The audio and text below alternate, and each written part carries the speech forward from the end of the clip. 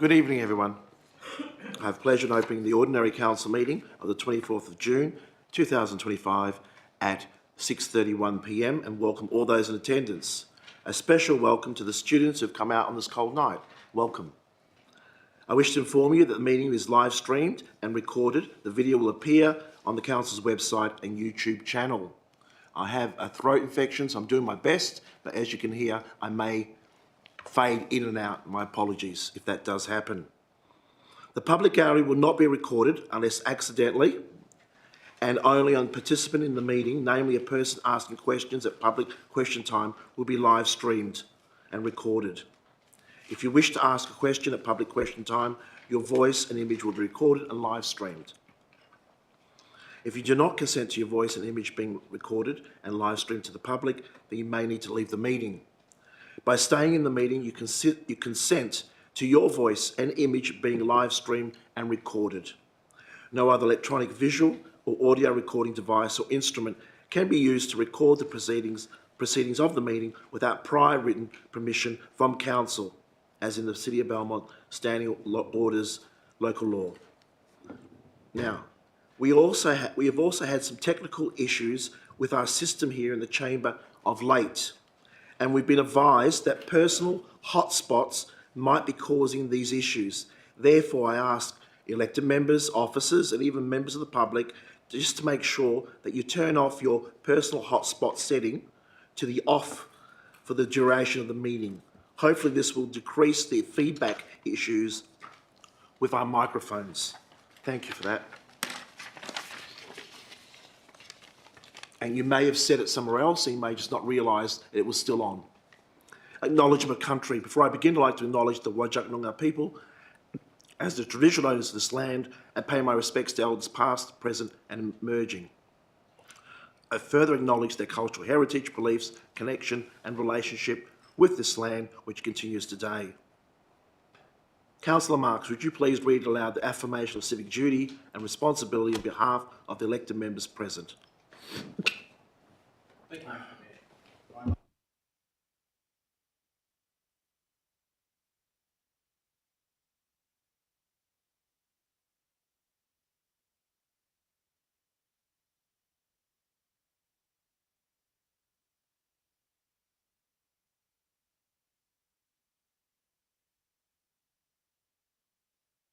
Please don't forget to put the microphone on next time. Thank you. Apologies, there's no apologies for this meeting. Leave of absence. There is no elected members being recorded as leave of absence. Declarations of interest. Will the Court of Governance please advise those declarations made to date? Financial interests. Thank you. Through the Mayor, there are no declarations of financial interest for this evening. Disclosure of interest affecting impartiality. Thank you. Through the Mayor, yes, I do have a number for this evening. Councillor Harris, item 12.2, Urban Forest Strategy. Councillor Harris advocated on the topic of sustainable transport in Belmont as a member of the public, and prior to Council, he participated in the public engagement for the Sustainable Transport Strategy. Councillor Kulczycki, item 12.3, Sustainable Transport Strategy. On 22nd of 2025, Councillor Kulczycki hosted a community meeting where he discussed the proposed sustainable transport strategy with community members who had inquired about it.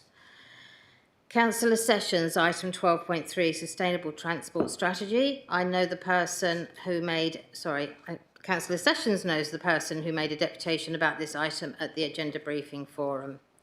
Mayor Rossi for item 12.3, Sustainable Transport Strategy. He attended a community meeting on the 22nd of June where the proposed strategy was raised. Item 12.4, the Corporate Business Plan and Long-Term Financial Plan. Firstly, Councillor Davis, as she is a member of the Belmont Oasis.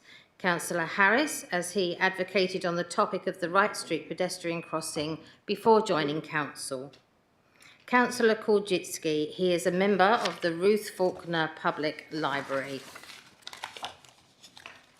Item 12.6, adoption of the 2025-2026 annual budget. Councillor Davis, as she is a member of the Belmont Sports and Recreation Club, member of Belmont Oasis.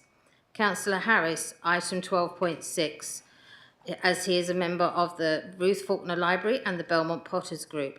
Councillor Kulczycki, item 12.6, as he is a member of the Ruth Faulkner Library. Mayor Rossi, item 12.6, as he is a member of the Belmont RSL Club and the Belmont Seniors Centre. And Councillor Sessions, item 12.6, Peat Park is the home ground of the Belmont... Sorry, that's Councillor... Sorry, apologies. A member of the Belmont Junior Football Club Committee until late 2024. Her son plays football there and she is a parent volunteer. The Belmont Junior Football Club's home ground is Peat Park. And last but not least, Councillor Sessions for item 12.4, as Peat Park is the home ground of the Belmont Junior Football Club and she volunteers there. Thank you, Mr Mayor. Thank you very much. Announcements. I wish to acknowledge the passing of former councillor Glenn Doney, who represented West Ward for 16 years, from 1987 to 2003. May you rest in eternal peace. The disclaimer, 638. I wish to draw attention to the disclaimer notice contained within the agenda document and advise members of the public that any decisions made at the meeting tonight can be revoked pursuant to the Local Government Act of 1995. Therefore, members of the public should not rely on any decisions until formal notification in writing from the city has been received. Can I just check? I'm hearing feedback. Is anybody else hearing it? All good? Okay. 4.3, declaration by members who have not given due consideration to all matters contained in the business papers presently before the meeting. Are there any declarations? There are none. Public question time. Responses to questions taken on notice from the ordinary council meeting of the 27th of May 2025 and noting the agenda for Ms Hollands on behalf of the Belmont Resident Ratepayers Action Group and Mr Russell on behalf of the Belmont Potters Group. Questions by members of the public. It is 6:39 and I open public question time and draw attention to the public gallery to the rules of public question time as written in the question time form. I remind members of the public of the standing orders, local law requirements for members of the public to extend due courtesy and respect to both elected members and employees. Please do not use inappropriate, objectionable or untruthful expressions or expressions that reflect adversely on the character or actions of elected members or employees. If any expression is deemed inappropriate, you'll be directed to withdraw the expression and apologise. If you do not comply, I will have to end your question. Lastly, I remind and caution everyone present at this meeting to refrain from making defamatory statements, especially as the proceedings are now live streamed.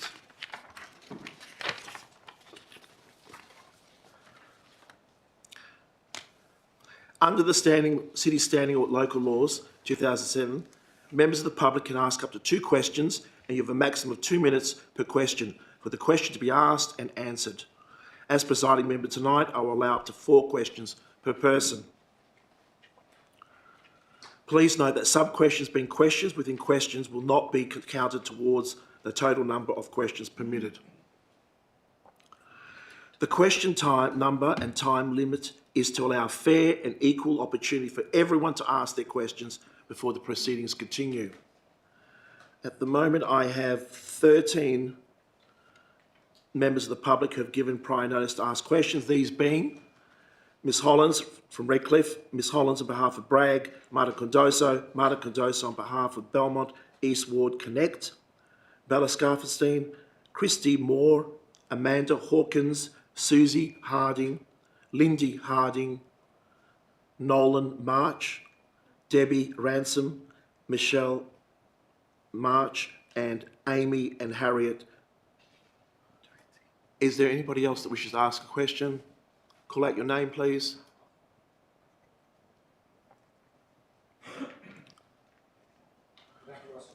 Yes, I've got that. I'm just sorry, I just wondering if there's anybody else. No? All right, we'll go to Ms Hollands, please, for your first set of questions. Thank you.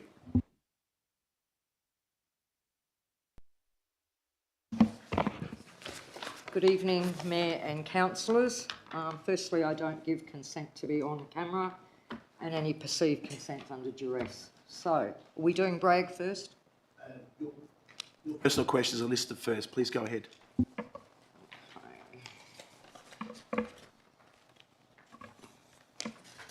Okay, in February, 6 of our councillors and the administration staff went to Adachi at a cost of around $55,000.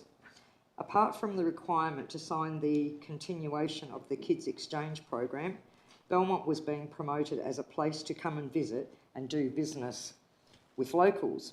Ratepayers get no report to assess how successful it was or what benefits were to the ratepayer. Last week, we hear of another promotion, Belmont, Perth's best kept secret holiday destination. I was surprised to say the least about the promotion when the first I knew about it was when 6PR rang me for an interview, as apparently they'd woken up the mayor and you weren't able to comment.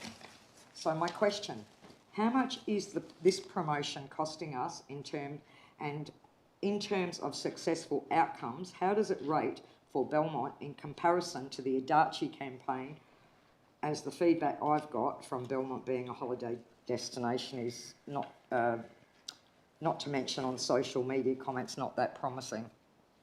Get your response. Mr CEO. Thank you, Worship. The first part of that question, the action for the Visit Belmont campaign is actually an action under our economic development strategy. And Council has budgeted $20,000 for the marketing campaign to promote businesses within the city. The second part of that question relating to the Adachi delegation, I'll need to take on notice, Your Worship. Question, please. Earlier this year, we had the annual electors meeting. When the item was on the agenda to be considered following the electors meeting, the item was passed through en bloc and not discussed. This meant none of the motions by electors were even looked at again. Section 5.331 of the Local Government Act requires all decisions made at the annual electors meeting to be considered at the next OCM. So my question, how does Council think they considered the decisions made when they passed through things en bloc without any discussion or any decision on anything else that was, and how have they complied with the Act? Or I'll get a response for you. Mr CEO. Thank you, Worship. After the electors' meeting, a report is drafted and provided to Council for consideration. Council has a consideration to adopt that en bloc or to discuss the items, and clearly there was no need to discuss these matters any further. But with the report being presented to Council, Council gave it due consideration. Thank you, Your Worship. Next question, please. the city has made great progress with their tree canopy over the last few years, in addition to the programs for residents such as the Verge Garden project and Trees for Residents. The TPO policy is also a good start, but in my opinion it is not fair to charge a fee to a resident who's putting a TPO on their own tree when in the last 18 months there's been significant increases to councillor payments and benefits. So my question, as I have 5 trees on my property, in addition to the 6 verge trees, when is Council going to get serious and take a lead and not wait for the state to get some policies on trees on private land so it prevents so many trees being knocked over for development? Director of Development Communities. Through the Chair, the tree preservation order has specific requirements about the value of significant trees, and it's all defined in the city's policy. There's nothing stopping a landowner from keeping the trees on their property, but there are the local planning scheme has identified the local planning strategy has identified certain actions towards exploring means for encouraging tree preservation in development. So that's the city's current approach.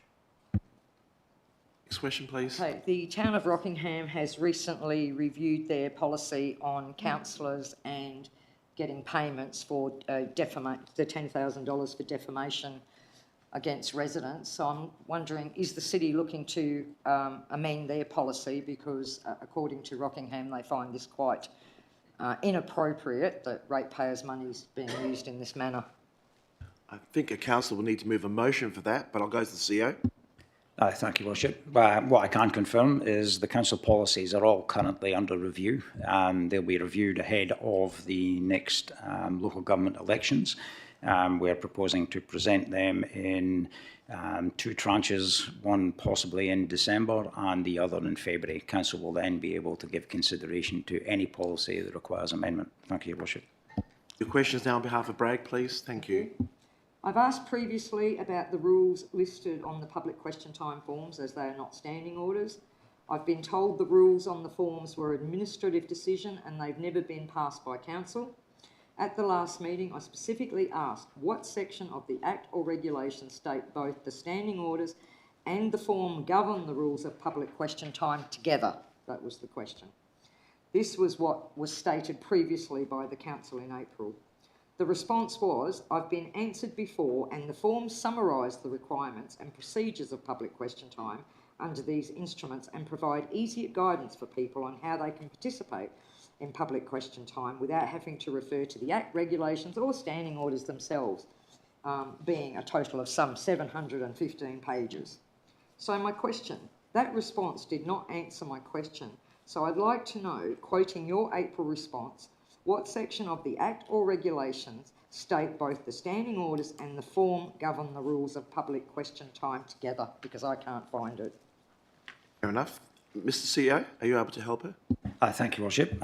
We've dealt with this on a number of occasions and we've provided a number of responses, and our position remains unchanged, and Ms Holland should refer to previous correspondence sent out from the Mayor and from the City. Thank you, Worship. Excuse me, Mayor, I did ask a specific question and it wasn't answered in any of the correspondence, so what happens here? Are you able to clarify what she's asked, the residents asked?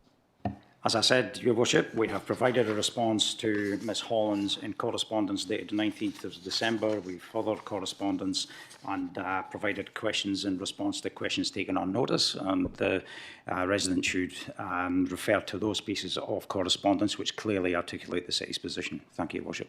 And don't answer that specific question. Please, thank you very much. Thank you.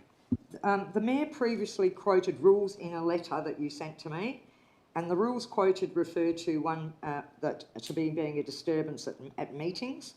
I only speak during public question time, and we have also discovered I'm the only person who has received such a letter from the Mayor. Under 6.4, the Mayor can ask people to withdraw comments, which is a direction. 6.32 refers to following the directions of the Mayor. Given I only speak during public question time, last month I asked how asking a question was causing a disturbance. The response was asking a question at public question time that is appropriately framed and asked is unlikely to be a disturbance. However, the question might prompt behaviour by an observer which could constitute a disturbance. So my question, previously in this chamber, the City has stated openly that they see Bragg as a political organisation, which we disagree with. Section 62 of the Equal Opportunity Act does not allow for discrimination on the basis of political convictions. So why am I, as President of Bragg, in receipt of the sole letter to gallery attendees regarding gallery behaviour, which, if asked to leave and I don't, you can call the police, and furthermore, why am I being held responsible for the gallery if they react to my question and cause a disturbance? Mr CEO. Thank you, Worship. We've provided responses to those questions previously at the April 15th meeting, and then again in correspondence that has been sent out. I would suggest that Ms Hollands is not responsible for the behaviour of people in the gallery, and the reference that the Mayor made was because you failed to comply with the direction of the presiding member, and that was what was referred to in the correspondence.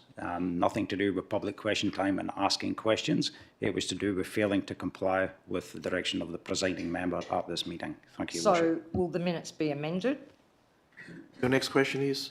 Will the minutes be amended? Because Mr. that's what it CEO? says in the minutes. My recollection is the minutes are accurate, Your Worship, and have been passed by Council. Thank you. Okay. The Please, DAP thank you. recently passed the hotel development in Redcliffe, which had a shortfall of 138 car parks. It was 120 short stay apartments and 78 hotel rooms with 55 car parks, including those for staff. Of course, the good news here is that there's going to be a whiz-bang booking system wherein, because there will be one manager for both the apartments and the hotel, they will be able to manage the parking and they won't take a booking if someone has a car and there's no spot for it on site. Can you imagine that? So what I think will happen, we'll have cars parking all over Belmont, because a precedent's been set now, for 0.3 car bays for short stay apartments. So my question, why did officers recommend a development with a shortfall of 138 car bays when it's based on an occupant managing and not taking bookings if there's no spot available? And what is the city and councillors going to do about this in terms of fixing policies so this is not the norm all over Belmont? Now this has happened and a precedent set. The Director of Development Communities, please. Thank you, Mr. Mayor. Through the chair, the reasons for this office's recommendation are contained in the DAP report. To clarify the shortfall in car parking bays, it was based on a number of previous DAP decisions and the ratio adopted for those decisions. And the officer recommendation highlighted that it is 3 bays short of what was consistent with other previous approvals. If it's found that when the development is completed and the car parking is occurring other than what's been approved, then the city's officers will investigate and act accordingly. Thank you, Mr. Mayor. And a follow-up question for my last question. Last question. The DAP actually had a case which I referred to in my submission that had a 0.75 for apartments on Great Eastern Highway. So again, I asked the question, why, when a precedent had been set for 0.75, the staff allowed for a 0.3 in their recommendations? Director of Development Communities, you have to answer that last question. Through you, Mr. Mayor, the report quite clearly explains that 0.75 is the standard specified under the R codes for a single bedroom dwelling. The report then goes on to talk about the ratio adopted by other like developments in the city. And the result of those developments is that there hasn't been any car parking issues with them. The applicant also provided information on their current operation and what the car parking demand is from the current operation. And in any case, the members of the development assessment panel are not bound by the officer recommendation. They have to consider what's been explained in the report, and they can determine if what the officer has recommended is appropriate. Thank you, Mr. Chair. Thank you very much. Thank you. We'll move on to Martin Cardoso. Can I just remind everyone to please state your suburb unless you've already given it.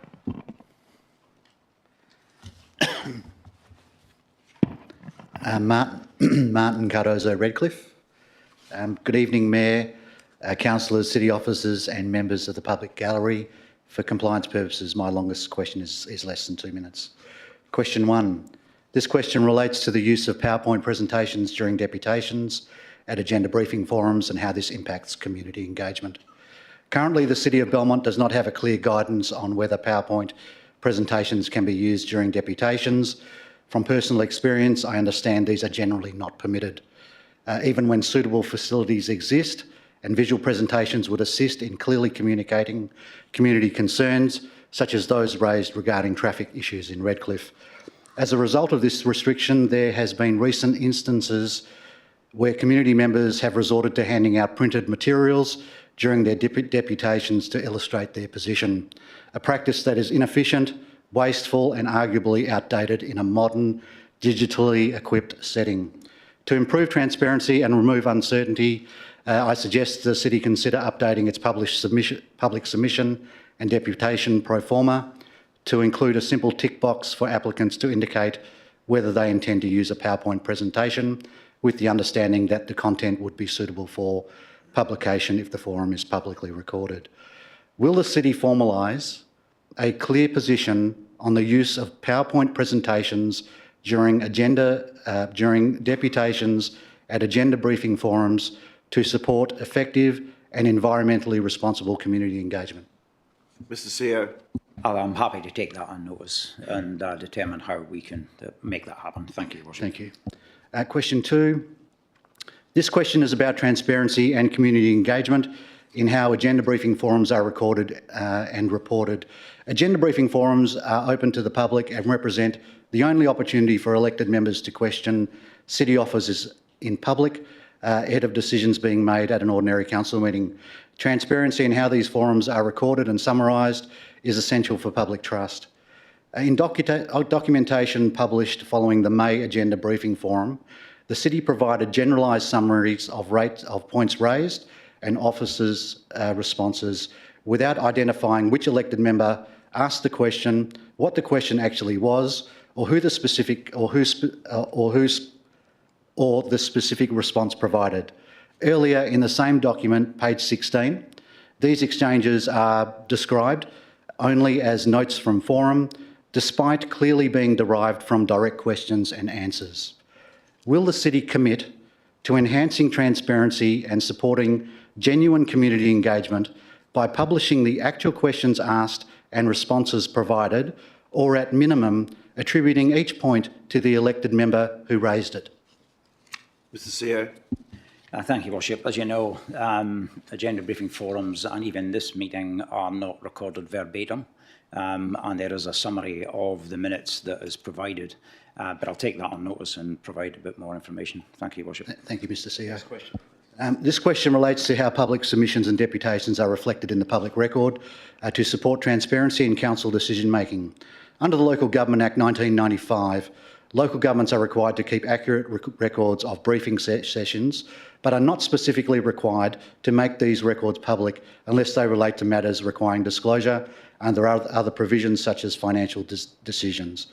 While publishing the name or title of a public submission or deputation may be a step forward for transparency, it likely does not meet full transparency expectations if the content is not also summarised or acknowledged in the public record, particularly made by a walk-in community member.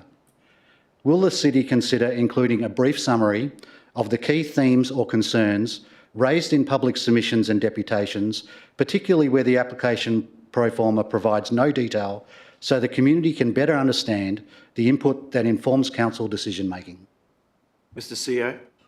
Thank you, Worship. I just want to clarify, if deputations and submissions were provided in writing, that would certainly make that job a lot easier. Often that doesn't happen. And as I've said previously, not this meeting or the Agenda Briefing Forum are recorded verbatim. But again, I'm happy to take that on notice, Your Worship. Thank you. The last question, personal Last question. This question relates to the city's commitment to transparency and community engagement through its digital platforms.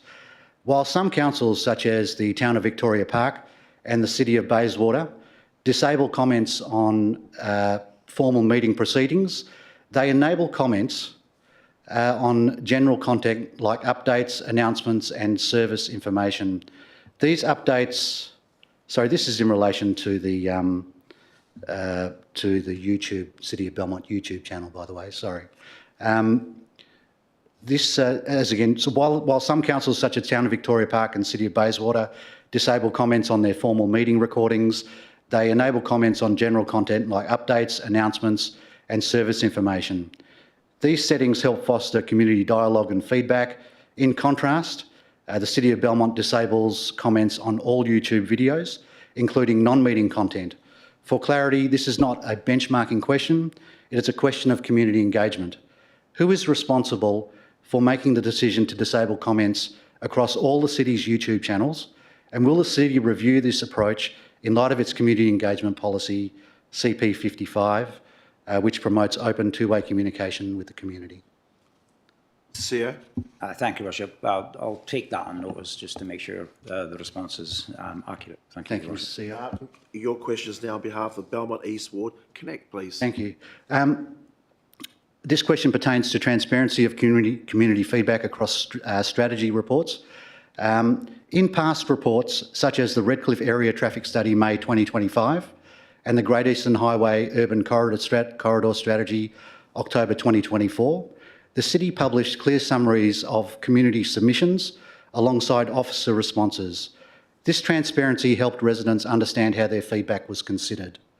However, more recent strategies, including the Urban Forest Strategy, Sustainable Transport Strategy, both June 2025, and the Arts and Culture Strategy, May 2025, invited public comment, but do not appear to include any published summary of submissions or officer commentary. Can the City explain why some strategies include this important layer of transparency, while others, despite undergoing community consultation, do not? Mr CEO. Thank you, Worship. A number of strategies more recently have had significant engagement up front, particularly the Urban Forest Strategy and the Sustainable Transport Strategy. So the approach may have been slightly different, but again, I will take that on notice and provide information to Mr Cardozo. Thank you. Next question, Martin, please. This question asks, how do we know community feedback is incorporated when it's not published? When community feedback is not published or responded to within the final strategy, it becomes unclear how the City demonstrates alignment with community input. How does the City ensure that a strategy meaningfully reflects public feedback if that feedback and the City's consideration of it is not transparently reported? Mr CEO. Thank you, Worship. As I said, certainly some of the strategies that you have mentioned this evening have had significant community consultation engagement during the development of that process. So that was taken into consideration. But again, I'll take it on notice to provide some further information. Thank you, Mr CEO. Next question, please. Question 3, this is a question for retrospective publication of community feedback.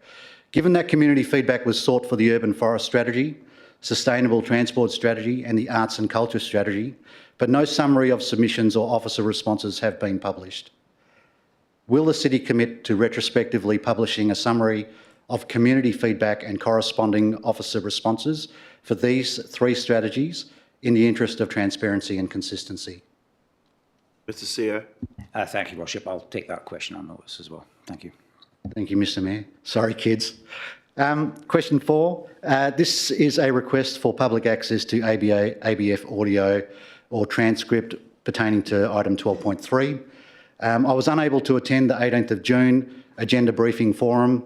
However, after reading Ms Lindy Harding's deputation, listed on page 16 of the published matrix, it is clear that her contribution raised detailed and significant concerns about the draft Sustainability Transport Strategy, item 12.3.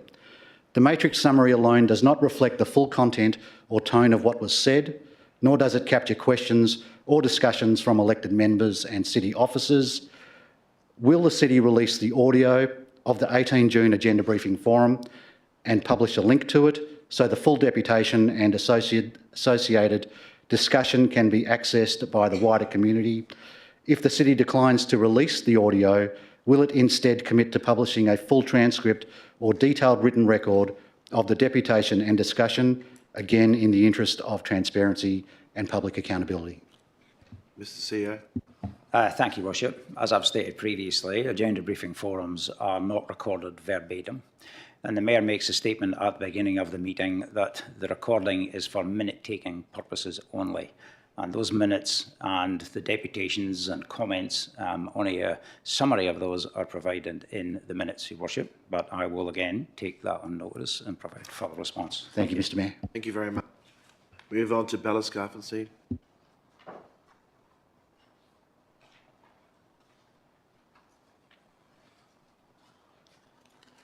Sir Bella Sharpenstein of Redcliffe, and good evening, officers, Mayor, councillors, public gallery.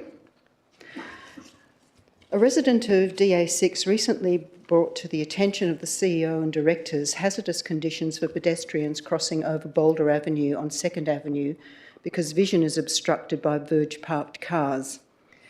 It is also precarious for vehicles exiting Boulder right into 2nd Street because it is not possible to fully see into 2nd Street South without entering into the roundabout. Oncoming traffic is also unable to see vehicles attempting to exit Boulder until the last minute. This creates close calls on a regular basis, according to a Boulder Avenue resident.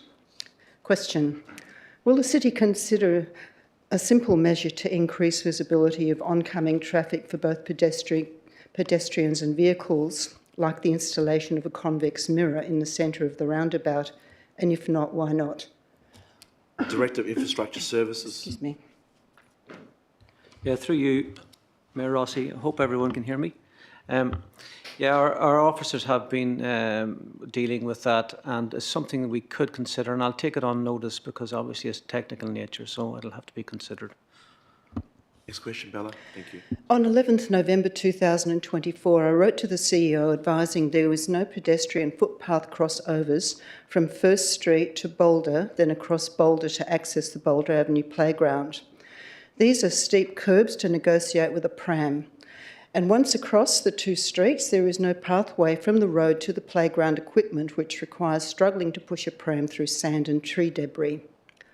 On 24 November 2024, the Director of Infrastructure Services advised he would have his team look into it. It is now 7 months later, and I have not received any further communication on the progress of this matter, nor have any works apparently been undertaken to remedy this dangerous pedestrian impediment.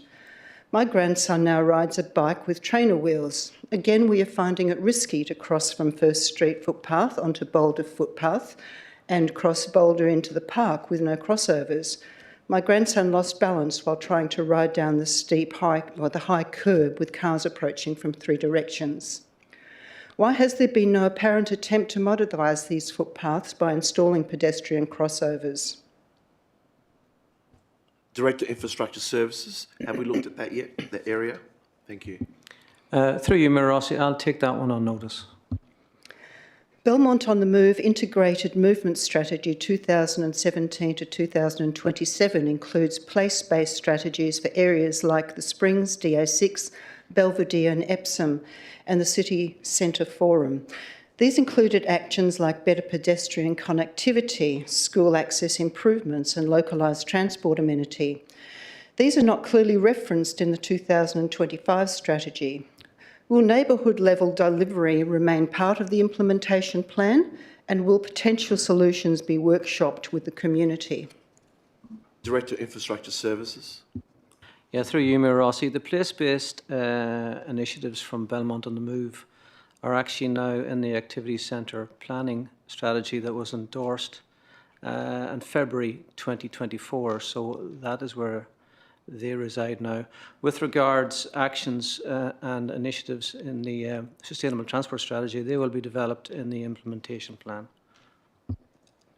The last question, please. Belmont on the Move Integrated Movement Strategy 2017-2027 listed multiple advocacy priorities, including bus priority lanes, station area planning, DA6, and upgrades around Wright Street. Can the City clarify whether any of these have progressed and how such advocacy outcomes will be tracked in the 2025 to 30 strategy? The Director of Infrastructure Services. Yeah, through you, Mayor Rossi, I mean, we do advocate all the time, especially with PTA on numerous matters, and those actions would have been undertaken for sure during the course of the strategy. With relation to reporting on the Sustainable Transport Strategy, that is actually in the initiatives under performance, and that will be fleshed out as part of the implementation plan. Thank you very much. Thank you. Councillors, we've used up our 30 minutes, so can I have a mover and a seconder to extend question time? Moved by Councillor Sessions, seconded by Councillor Harris. Voting is now open. Please use the buttons on your microphone screen to extend if you wish. Voting is now closed. Carried unanimously. Thank you. We now move to Christy Moore.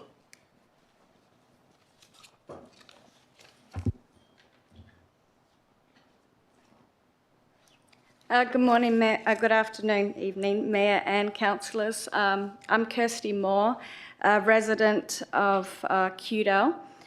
I am here representing Belmont City College Sustainability Committee.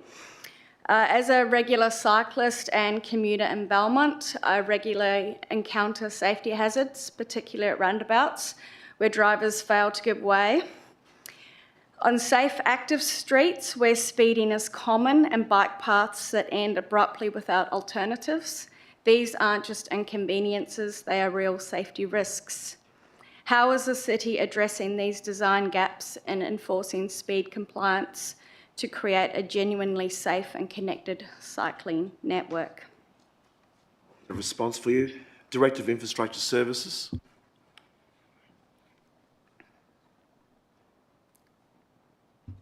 Yeah, through you, Mayor Rossi, under the prosperity initiatives, that is covered under improve accessibility and connectivity to commercial, industrial precincts, educational institutions, community and city facilities. So again, as noted earlier, the individual projects will be fleshed out in an implementation plan. My second question is the strategy references international models like the Zurich card, which is commendable for promoting integrated public transport. However, as somebody who has lived in Switzerland, the broader success and active travel in Switzerland also depends on a strong safety culture and child-friendly infrastructure. Around 75% of Swiss children walk or ride to school, thanks to consistent traffic calming, protected crossings and community support. How will the city move beyond integrated transport ticketing models to adapt other systematic and cultural changes that support independent, safe travel for children in Belmont? Director of Infrastructure Services. Apologies, can I just ask if the last part of that question be repeated, please? I'd like to repeat that, please. Thank you, Christy. Or are these improvements still several years away from implementation?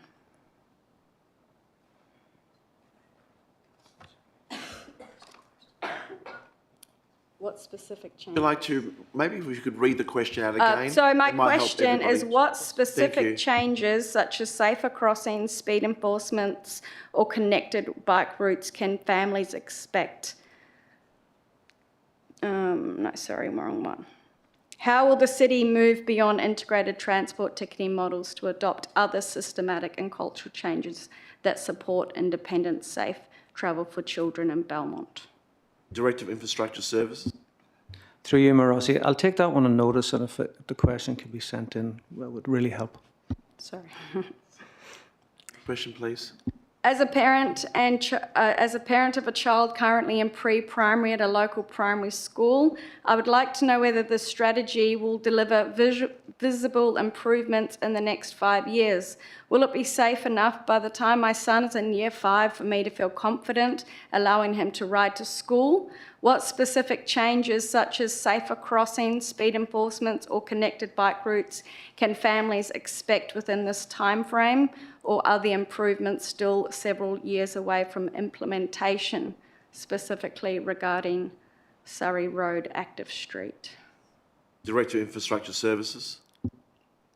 Yeah, through you, Mayor Rossi, I suppose, and specifically in relation to Surrey Road, that is one that I would expect certainly improvements in the next 5 years. But in relation to the wider infrastructure initiatives, particularly in relation to cycle streets, green networks, and also the long-term cycle network, there is considerable body of investigation work required on those to see what is actually feasible in relation to delivering those, and particularly coming up with options. Because the truth of the matter is the vast bulk of our roads are simply too narrow to accommodate the likes of protected cycle lanes. We know that because we've done an analysis on that. So therefore, there are other options that need to be considered and costed also. So I would hope in the next 5 years that there would be improvements, but I couldn't certainly at this stage not say exactly what will be, because there's a lot of work to be done to determine what is feasible and what is fundable. Further question, Christy? As the Your Move coordinator at Belmont City College, and being a resident and working in Belmont, Belmont is flat, perfect for cycling. and that is why I took on this role. The Sustainable Transport Strategy 2025 to 2030 identifies key community concerns such as high-speed roads, insufficient crossings, and unsafe interactions between vehicles and cyclists, which strongly align with the results of a recent student survey I conducted at Belmont City College. In the survey, 43% of students cited road safety as a major barrier for riding, and nearly 1 in 4 said their parents didn't allow them to ride due to safety concerns. Despite this, most initiatives in the strategy are limited to investigation or advocacy, with only one link to progressing actions, and that within a longer-term planning framework. Can the City clarify what specific safety improvements will be delivered in the short term? Will today's Year 7 students see any meaningful change before they graduate in 2030? If I go to the director, I'd be quite interested, I'm sure the director would be interested in seeing the results of your survey. If you could maybe send it through. Might like, up to you, of course, because it's got the children's name on it. Over to the Director of Infrastructure Services. Yeah, through you, Mayor Rossi. I mean, all of the initiatives are essentially targeted at improving safety and connectivity for all of the community. And that is the goal for sure. But as I said, there are quite a lot of investigations required to determine, certainly in relation to some of the high-end initiatives, cycle lanes, etc., what is possible or not possible.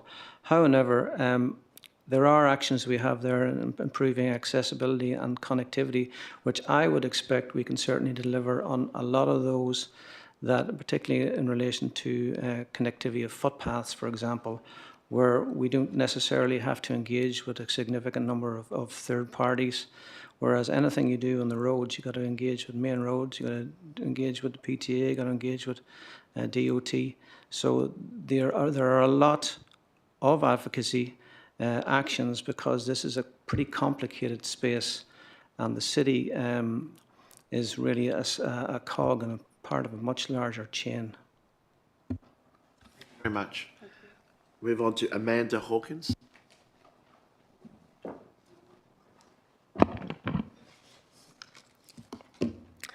Hello, thank you. My name is Amanda Hawkins. I live in Lathlane, but my child attends a school in the city of Belmont, and we're both part of the Your Move leadership team. So my questions are related to the Integrated Transport Strategy Plan. My first question is, there's quite a few local roads around the city of Belmont which are heavily used by school children, and many of them have already been mapped out by Your Move for each school. They don't seem to have been mapped anywhere on the proposed integrated transport strategy. So my question is just, how are these local school routes being captured to ensure the city can support safe, active travel to school in the future? Director of Infrastructure Services. Yeah, through you, Mayor Rossi. As mentioned earlier, one of the actions is to improve accessibility and connectivity to educational facilities. And our Sustainability Transport Officer is very strongly involved in the Your Move and is very well aware of those routes. So I would expect, when we're pulling together the implementation plan, that they would actually be prioritised. So just to follow up that, so they are being captured? Because that was the actual question. Are they being captured? Director of Infrastructure Services. Well, yes, as I said, our Sustainable Transport Officer is very involved in this field. We rest assured they are.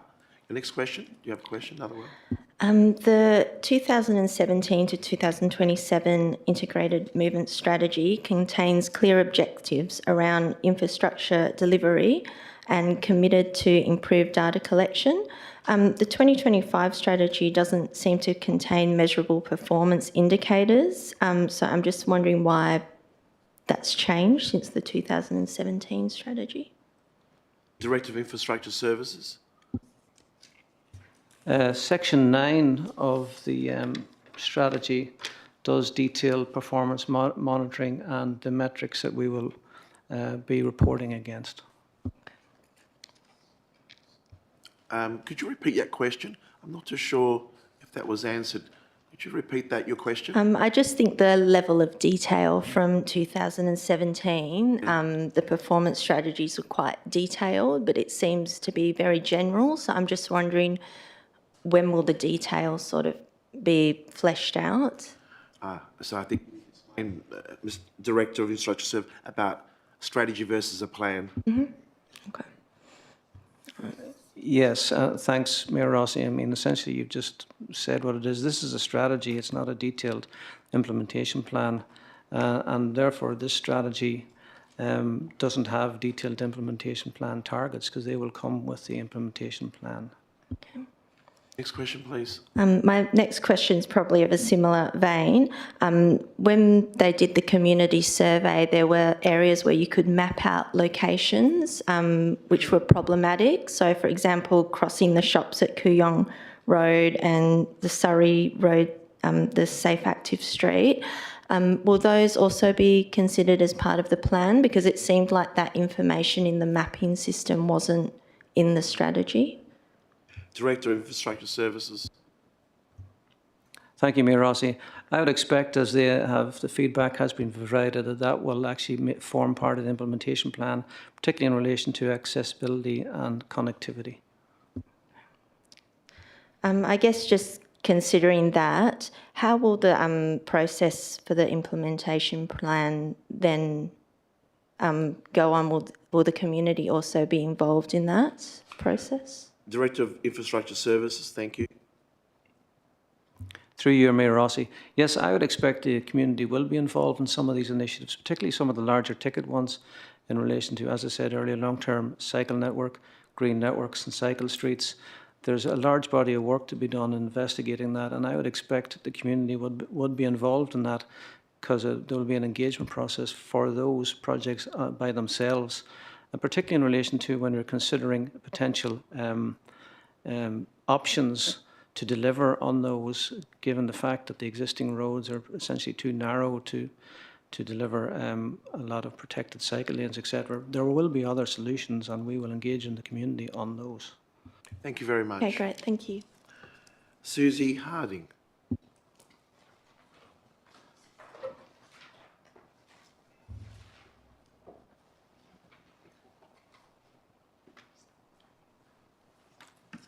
Hello, Susie has withdrawn her question.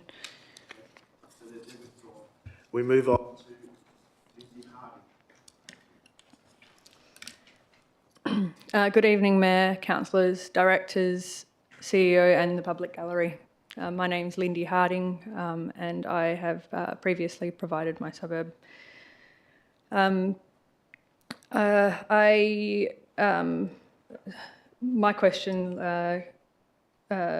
first question leads on quite well from where Amanda left off, actually. I acknowledge that there is a difference between a strategy and a plan. The current strategy, which is still it still has 2 years remaining, emphasises that strategy implementation should not gather dust. If the city is not releasing an implementation plan until after the Sustainable Transport Strategy is endorsed, what guarantee does the council and community have that the implementation plan will follow the guidelines for integrated transport planning, which is published by the West Australian Planning Commission? I'll get a response for you. Director of Infrastructure Services. So, well, I can tell you, first of all, the implementation plan for the strategy won't follow those guidelines because those guidelines are extremely detailed and they actually follow the same format we have when we're preparing detailed business cases to council. So the work that's going to be done under this strategy, the investigations will actually inform options that are available to deliver an integrated network strategy. So when Ms Harding provided that last week, I did send an email to councillors today on this matter, so just to give a flavour of what the integrated transport plans outline. It starts, essentially you start with what's the current state, assessment of alternative options, which I've discussed earlier, review, amend and improve, development of preferred plan and implementation and delivery of that plan.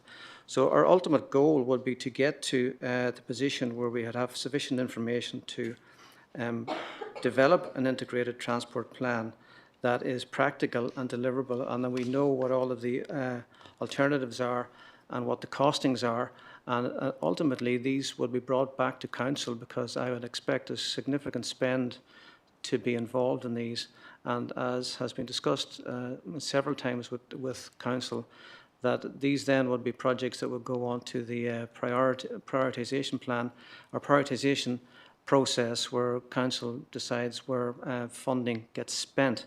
So in short, there's a lot of work to be done to deliver this meaningfully and, to coin a phrase used recently, effectively. Next question, please. Thank you. In these guidelines for integrated transport planning, particularly in Part 5, consultation and partnership, it is recommended that the plan is planned with collaborative governance. Will the city consider forming a sustainable transport community advisory group comprising of residents, councillors, officers and local stakeholders to assist with monitoring, implementation and providing feedback throughout the lifespan of the implementation plan? Director of Infrastructure Services. Yeah, that's something we could consider. However, there are 28 initiatives under this strategy, and there will be a considerable number of projects under those. And as I said earlier, some of those projects will involve community engagement and involvement in preparation of those plans. Whether there's value in having a community steering group for that amount of work, I'm not so sure, but I'll take it on notice and we'll consider it further and provide a more detailed response. Question, please, Lindy. The Belmont on the Move Integrated Movement Strategy 2017 to 2027 published an implementation plan within their strategy document. Can the city provide a continuity table showing which of the 73 place-based strategy projects have been implemented, which have been absorbed into the 2025 Sustainable Transport Strategy, and which have been abandoned? Director of Infrastructure Service, are we able to do that? Through you, Mayor Rossi, as I mentioned earlier, the place-based initiatives are now in the Activity Centre Planning Strategy. I can have someone go map it out, which ones are in the old Belmont on the Move and which ones now are in the Activity Centre Planning Strategy. Well, that would take a bit of time, though. Question, Lindy. The 2025 Sustainable Transport Strategy claims that community engagement shaped it.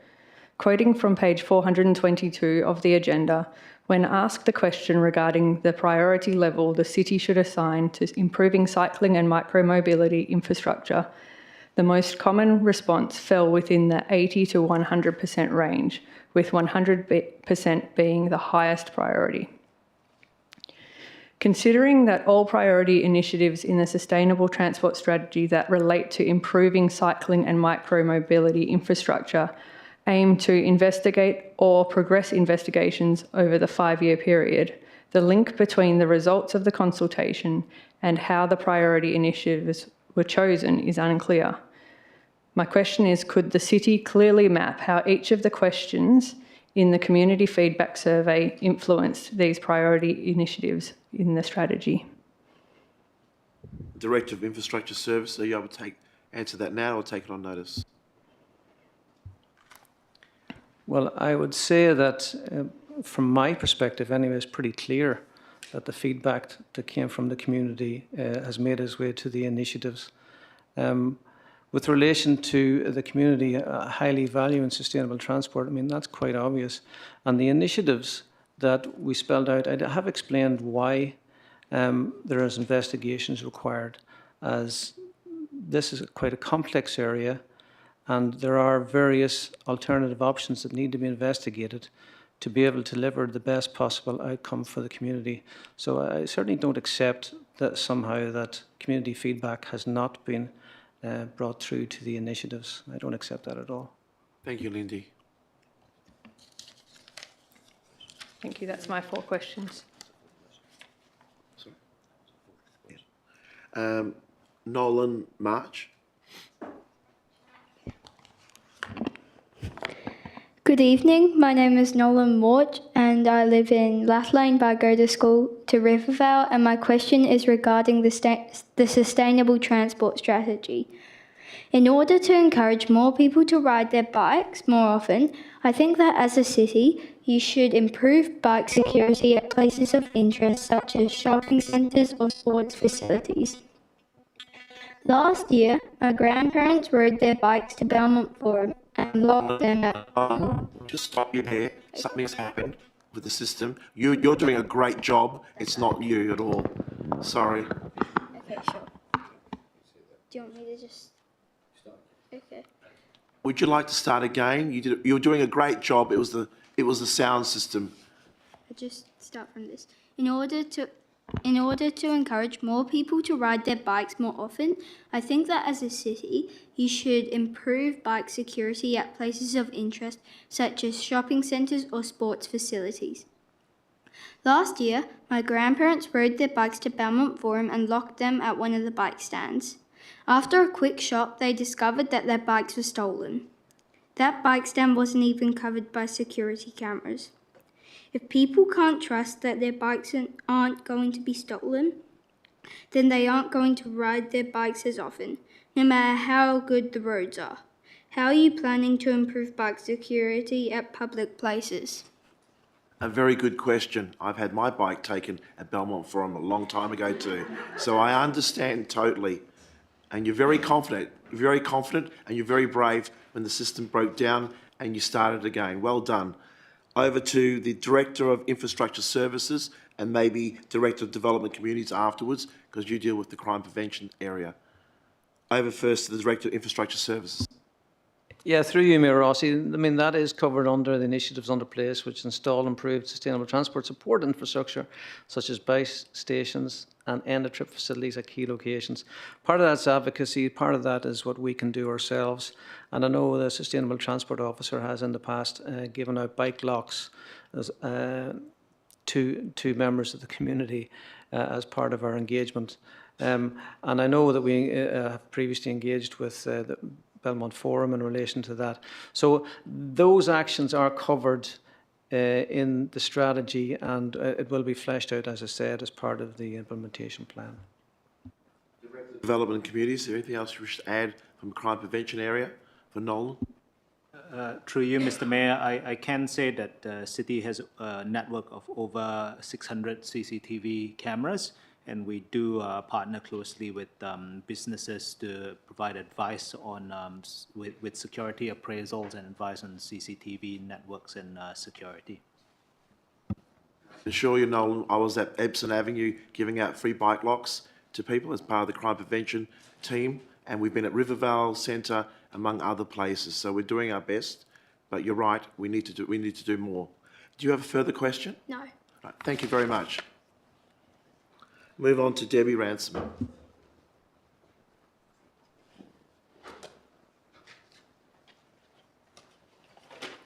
I don't know how I can follow that. Firstly, I would like to, good evening, Debbie Ransom, Ascot, to the Mayor, councillors, staff and the public gallery. Firstly, I would like to thank the council for the tree planting at Garvey Park and the many additional verge trees I see. Reading the urban forest strategy, I do have a couple of questions. On 4.1, urban development. Apparently the city has 65% of the city's urban forest is located on private property. So we're saying infill development therefore poses the largest risk to its retention and development. The current investigation of available policy mechanisms, the council is currently investigating policy mechanisms to address this issue. My questions are, does the council acknowledge that the Tonkin Gap project and the projected loss of mature trees in the Ascot Stabling precinct will affect Belmont's current tree canopy? Director of Infrastructure Services. Through you, Mayor Rossi, I'll have to take that one on notice and speak to the officers. Given that the council plans to investigate available policy mechanisms as a key action to address the issue of tree loss due to infill development, will Belmont ratepayers face restrictions on developing their land whilst large mature trees have all been removed for the Tonkin Gap and Ascot Stabling projects? Director of Infrastructure Services. Yeah, through you, Mayor Rossi, I'll take that one on notice as well. Question, please. After having approved so much infill in Belmont, which has set an expectation that ratepayers will be able to develop their land, will council inform ratepayers what policy mechanisms will be put in place? Director of Development Communities. Through you, Mr. Mayor, the city's draft local planning strategy, which was previously adopted by council, has identified options for development incentives where significant trees are retained or where specific sustainability outcomes are achieved. It also talks about introducing deep soil zones for non-residential properties. Also talks about investigating a minimum tree to car parking bay ratio for non-residential properties. So a lot of these tree canopy initiatives are being considered as part of the draft local planning strategy. Thank you. Thanks very much. Thank you very much. We're reaching the next half an hour point, which is 1 minute to go, so I'll ask the questions. Would like to extend public question time.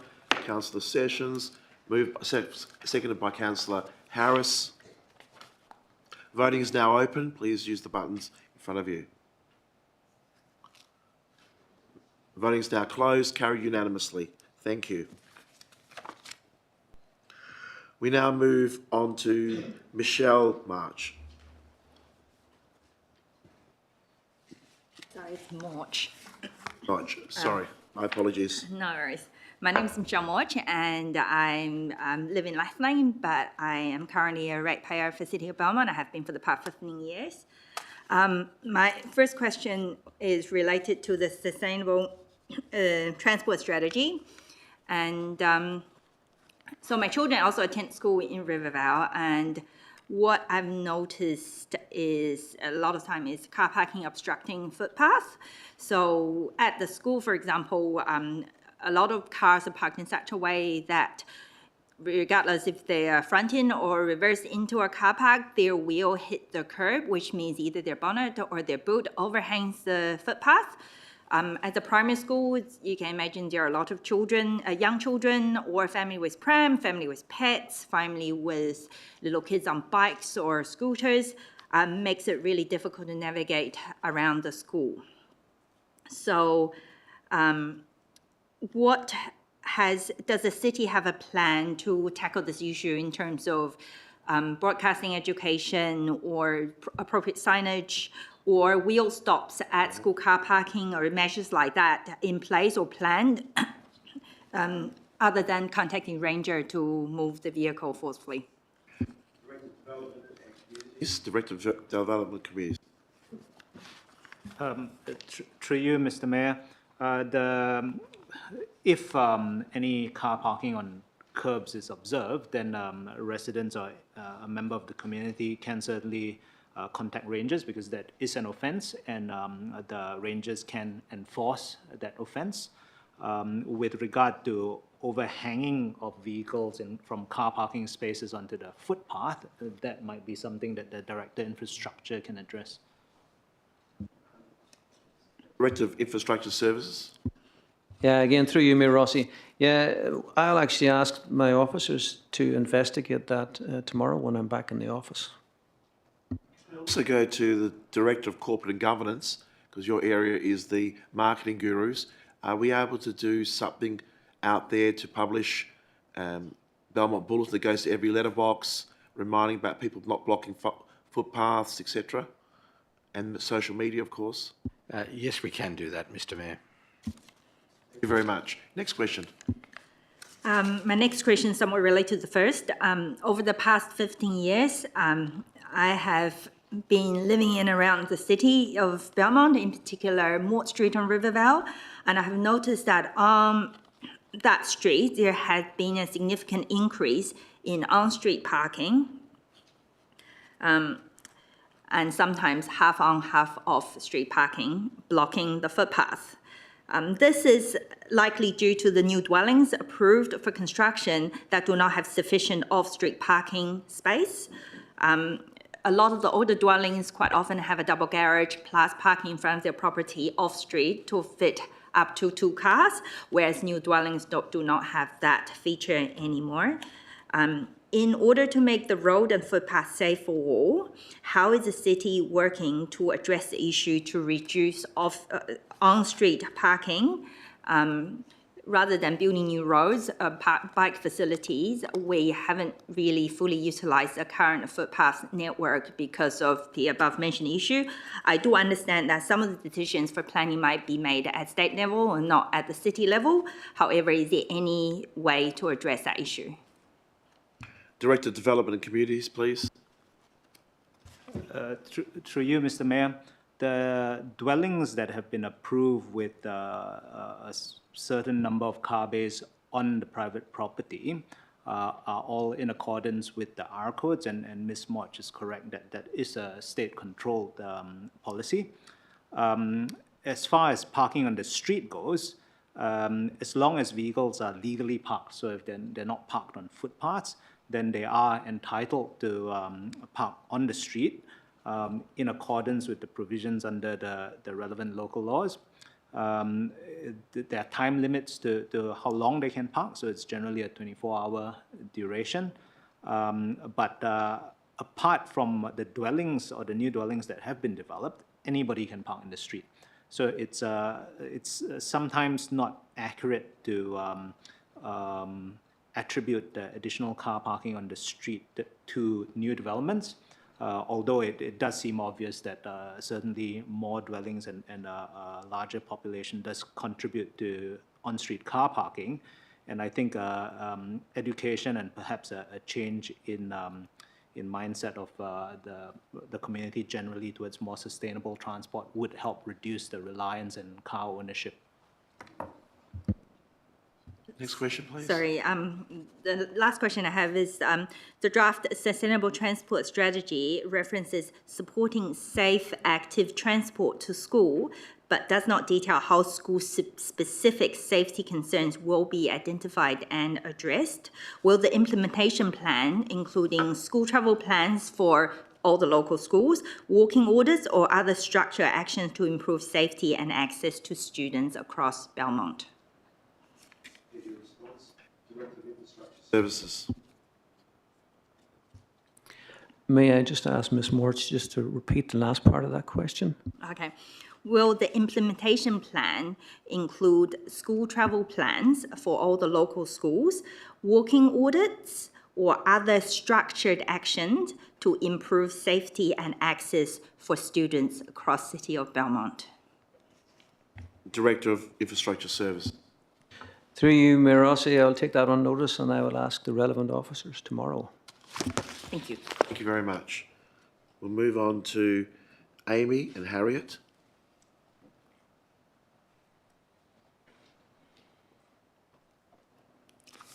Thank you. Welcome.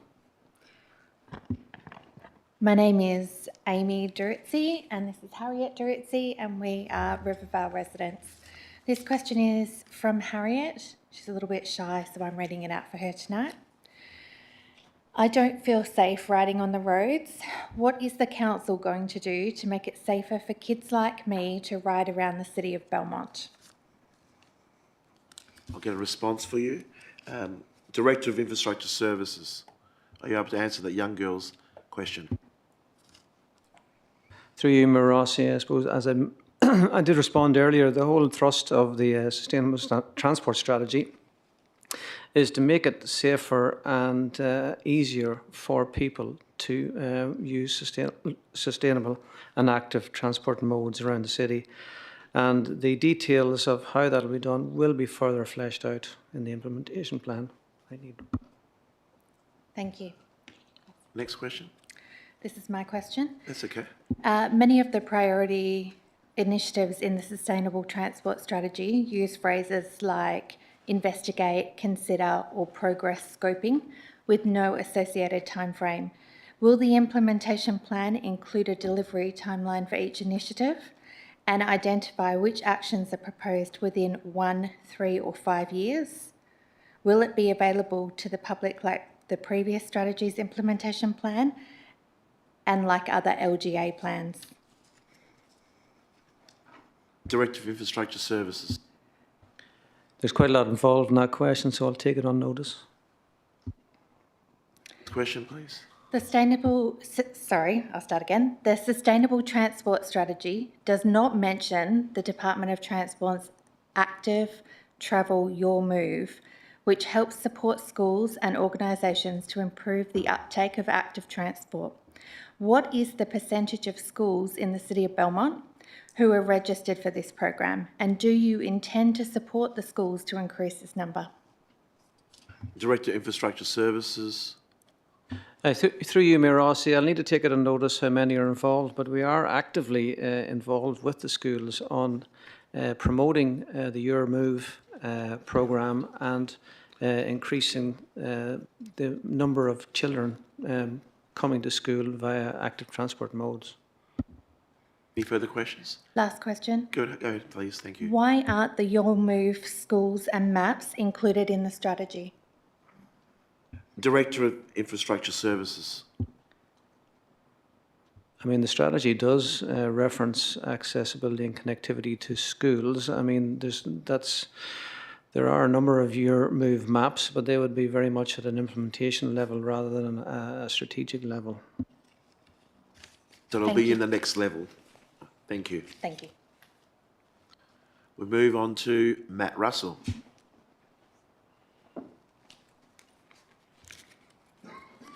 Matt Russell, QDAL. My first question is, Belmont on the Move Integrated Movement Strategy 2017 to 2027 explicitly calls for quick wins and a small-scale demonstration projects to lead change.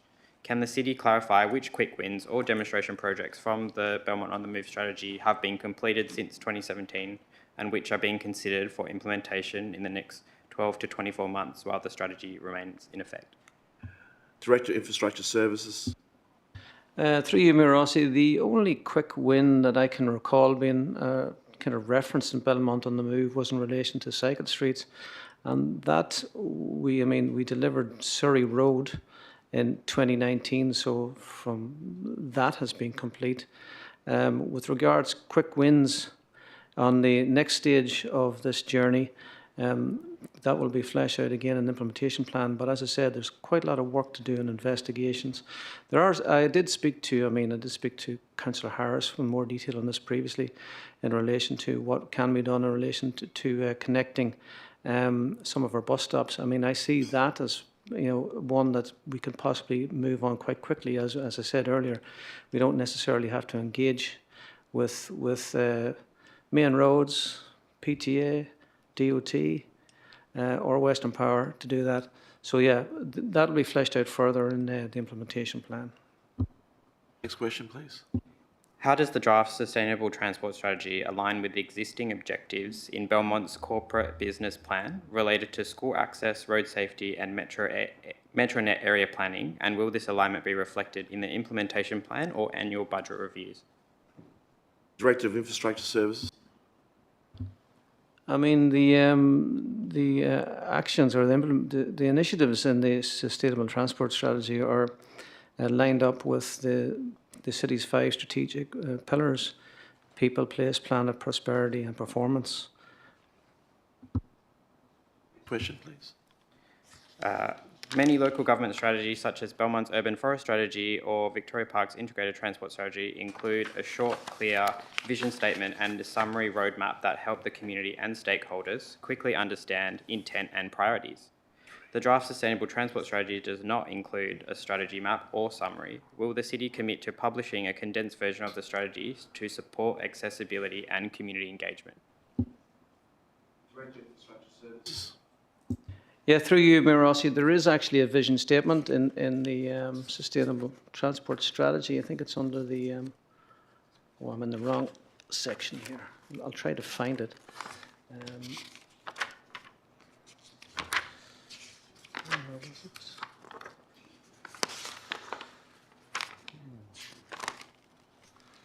Yes, it's under section 1.2, aspirations and objectives. It's actually the first paragraph in that. So that's the vision statement. And yes, for sure, we plan to prepare a shorter version of the Sustainable Transport Strategy because for sure it needs to be more accessible. And that is obviously something that we will do when this is endorsed. Do you have a fourth question? Go ahead, please. My final question, why is the City not making implementation plans for strategies available to the public, and what is stopping the City from doing so? Mr. CEO? Well, there's a lot of detail that goes into the implementation plans, and they generally guide the direction for staff within the organisation. But that may be something that we could consider in the future, depending on the content and the detail.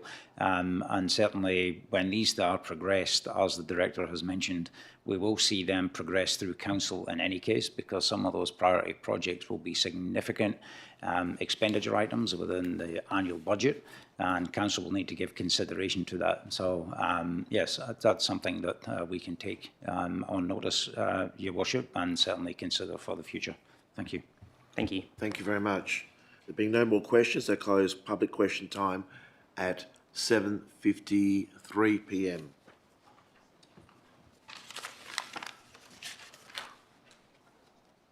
Confirmation of minutes and receipt of matrix. Matrix for the agenda briefing forum, 17th of June. May I have a move and a seconder, please? Moved by Councillor Sessions, seconded by Councillor Davis. Voting is now open on the screen. Please use the buttons on your microphone screen.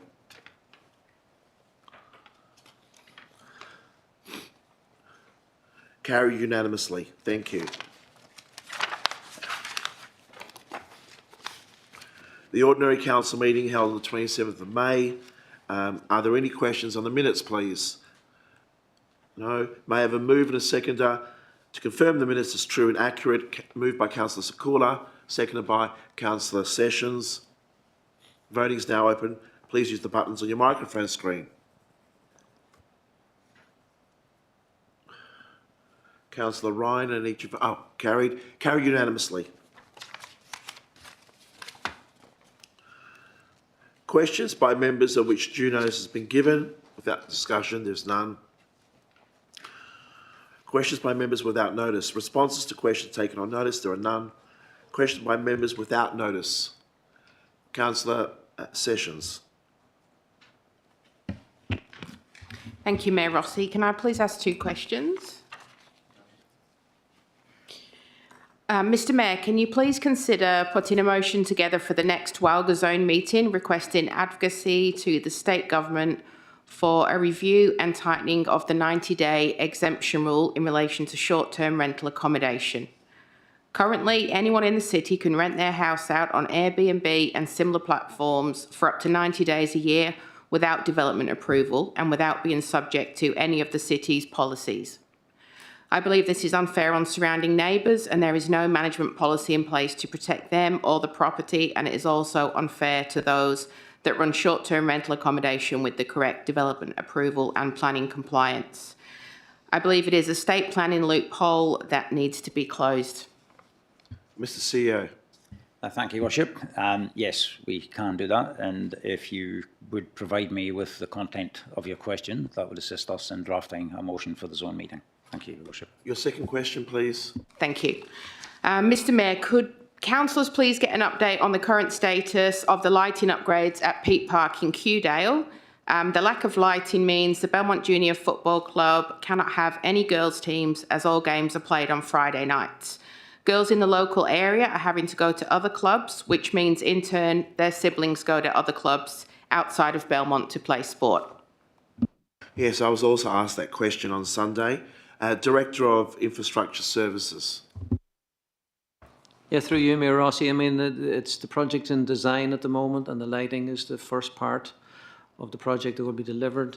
We have received the application forms for the CSRWF funding. We've also received the application forms for state funding, commitment through Cassie Rowe, and are awaiting the application form for the funding that was through Zanita Mascarenas. So it's ongoing, and we expect it'll be delivered in the 2026 calendar year. Thank you. Was there somebody else's hand? Councillor Kujitsky, do you have a question? Thank you, Mayor Rossi. I have two questions, if I may, please.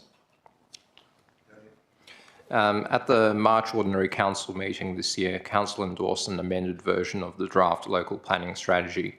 This document must be provided to the West Australian Planning Commission for certification.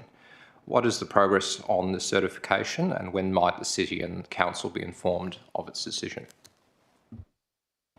Director of Development and Communities. Through you, Mr. Mayor, the Department of Planning, Lands and Heritage have informed the city's officers that it will be later this year where their assessment and report will be provided to WAPC to consider consent for the city to advertise the draft local planning strategy. At this stage, the planning department is nonetheless progressing with drafting scheme provisions, and the manager planning services will be providing an update at the next information forum to elected members to explain where we're at and what the proposed approach is to keep things moving. Another question? Please go ahead. Thank you. The second question relates to consequences of recent roadworks completed by main roads at the intersection of Great Eastern Highway and Kooyong Road. And Kooyong Road is a local distributor road. There is concern amongst residents about the new layout, which has reduced the width of the southeast lane of Kooyong Road, which the city manages. Due to this configuration and the proximity of the bus stop to the intersection, this has had subsequent impacts on traffic flow into Rivervale. Consequent impacts on the efficiency of the long northeast turning lane on Great Eastern Highway are also observed.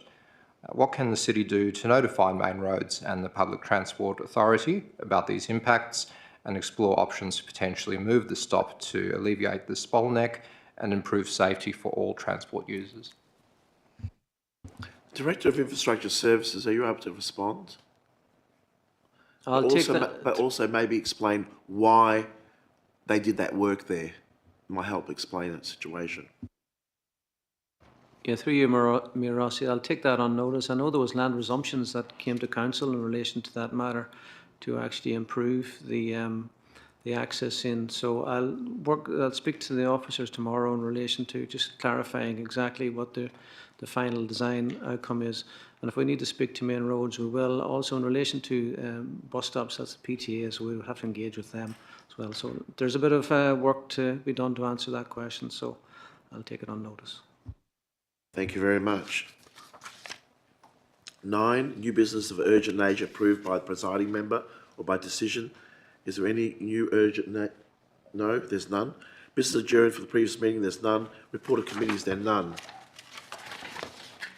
Reports of administration, withdrawn items. I'll go through each one. We already have some already listed. 12.1, local emergency management arrangements and recovery plan. Nobody.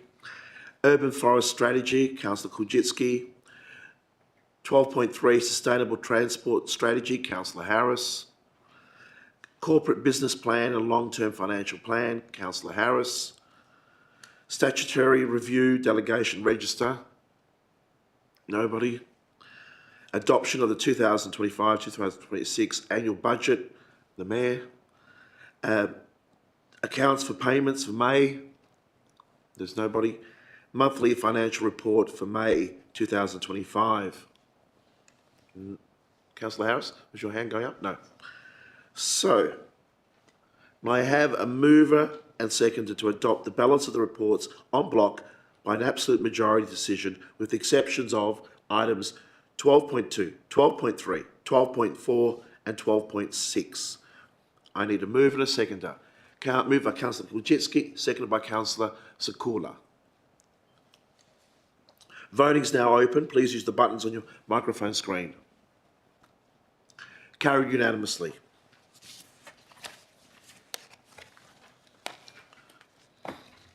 For those people present in the gallery, please note that those items that have not been withdrawn have now been adopted by Council. You're welcome to stay and observe the remainder of tonight's proceedings, or you may wish to leave when convenient. As outlined previously, please do not rely on any Council decision until formal notification has been received in writing. Thank you. We will move to the first withdrawn item, the Urban Forest Strategy 12.2, moved by Councillor Wojcicki and in a seconder, Councillor Sessions.